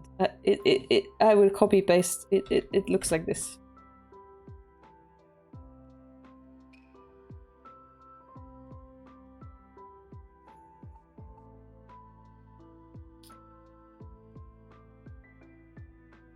Milk.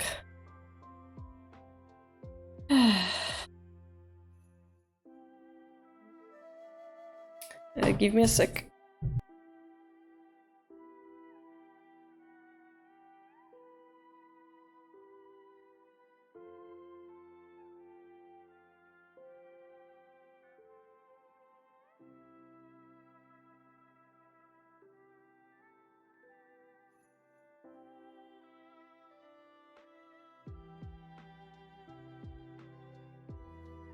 All right. October 1st in November. Did we load? We did load. All right. Let's see. Static rook. We're going Yagura. Our first mistake. I'm joking.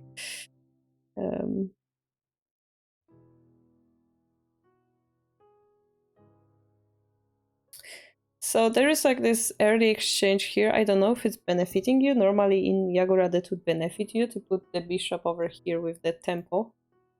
And then develop the server, develop the pawn, the knight. Normally that would benefit you. I don't know how it works against Gangi specifically.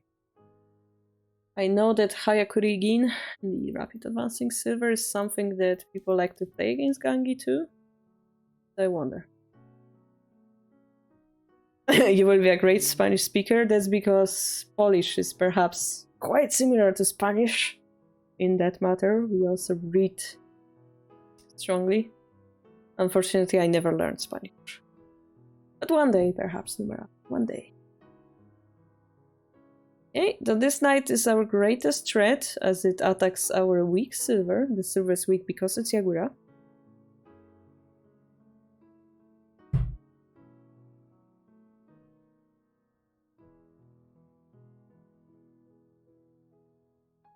Guys, same question. You are walking down the street and you're having this nice evening, yeah? You're going from bar to bar. And you're like, I wonder to which bar should I go next? And you're like looking. So we have this pinky horse, unicorn paradise. And then suddenly a thief comes, or like a burglar, what's the name? I don't know, like a bad guy comes towards you with a knife, like, give me all your money. What would you do in that situation? Would you continue reading? Green fields. Yeah, maybe I should get some whiskey. La la la la. He would get stopped. Yeah. If the situation requires the proper reaction, you should react properly. Yeah, you should start running for your life. So this bishop is similar thing. You just saw them finish their attacking position. The gangi is finished, yeah? The gangi, yeah? King for 1. This gangi is positioning. And what we do?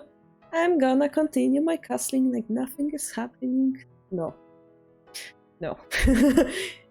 This is middle game already. It just entered middle game. Or it's like on the verge of middle game. We cannot pretend that it didn't happen. Actually, our king will be safer here.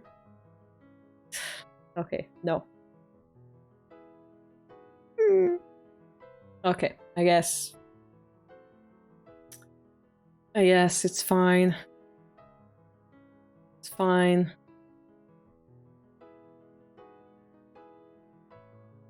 Not like our custom matters. Oh, I wonder what would have happened if the king was like it's like the bishop was lower perhaps and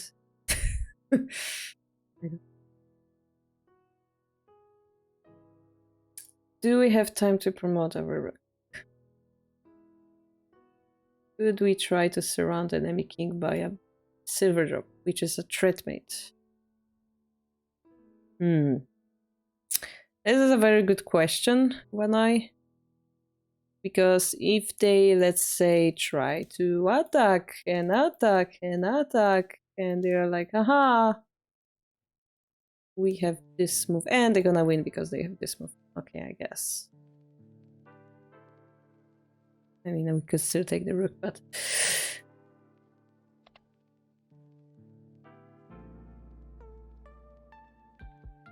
Like, again, I think this move looks really good in general.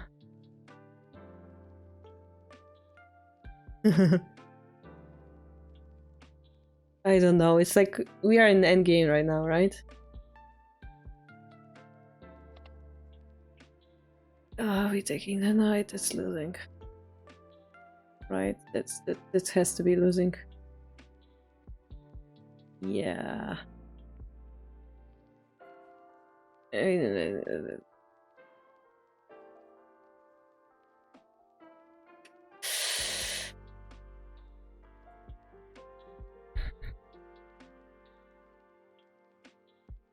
have no idea about double static rook game in general, but usually I expect them to... Why did they take this pawn? Why do you take this pawn, enemy?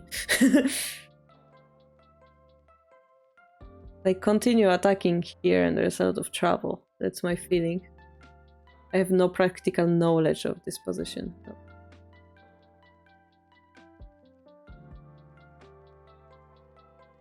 Yeah.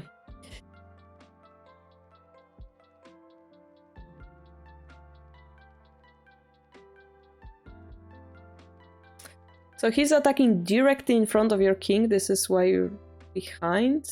And I don't think you can ignore this move like that. I need to go back. But then he has bishop. That's the problem, I guess. So this is why we're going all in.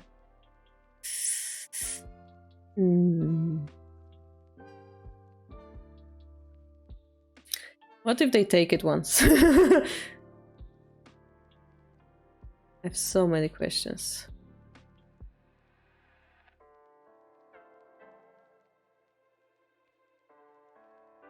This looks losing to me. I will just assume this is losing by one move.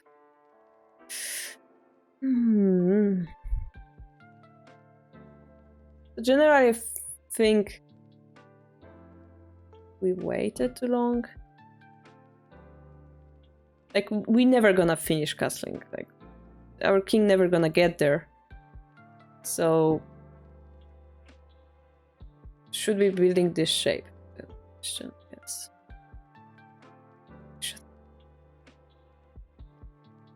This sped you up, yeah? But if they didn't take it, they have to play many, many moves.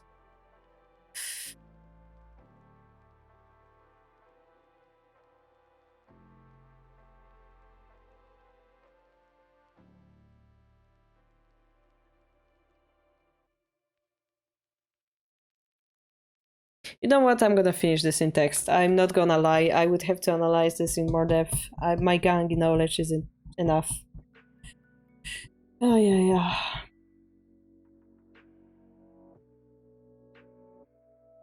My justification for taking the pawn would be that it says... Wait, you're Melkor?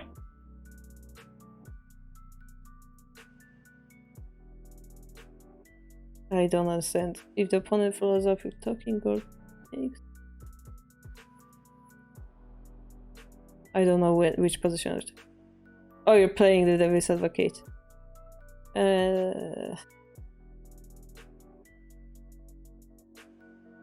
Gin 3-4. Yeah, but there's no talking yet.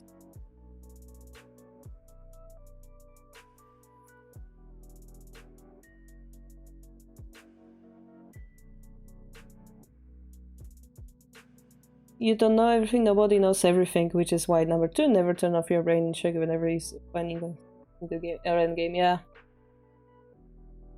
Just that this... Maybe I have just a different playstyle. I mean, maybe I'm criticizing too hard. Maybe the bishop drop, maybe the bishop move isn't the worst, but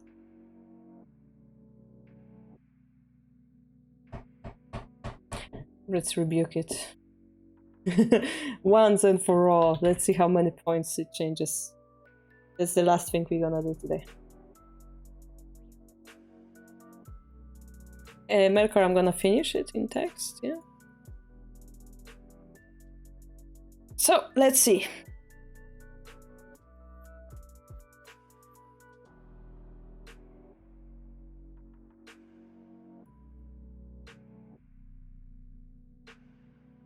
He doesn't get a token because there's a gold. So this is score of 5, which is equal. Yellow agrees that this position begs for it. Now it's not equal, now it's a bit better. Funnily enough, then we play the bishop. So we play the bishop first, which for me, knight jump is like the next move we should play. We open the bishop, then the knight jump. Okay. So now we don't have time to push 3-5 because they will distract our silver, but it's still 100 points. Okay, but let's agree, like this and this, that looks horrible. Let's agree on that. Like, not computer view, but like human point of view, we just push them back and they open the bishop line. It's very promising for them.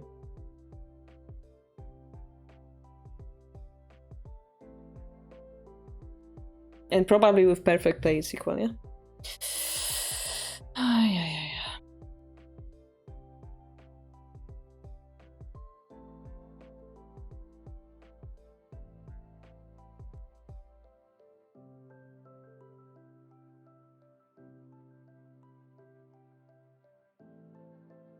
This is a little bit of lead for Gote. And yes, they do take 3-4 pound. Alright. Yeah, I have no idea about the timing when to take.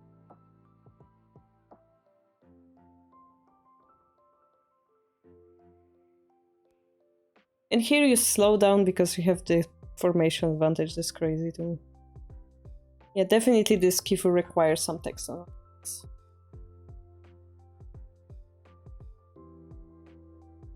Okay, final question. This position, guys. This position. Do we drop the silver or not? I have to know the answer. Ah, defend. I was hoping for something cooler. Alright, how about this silver drop computer? So this is 178 for the enemy.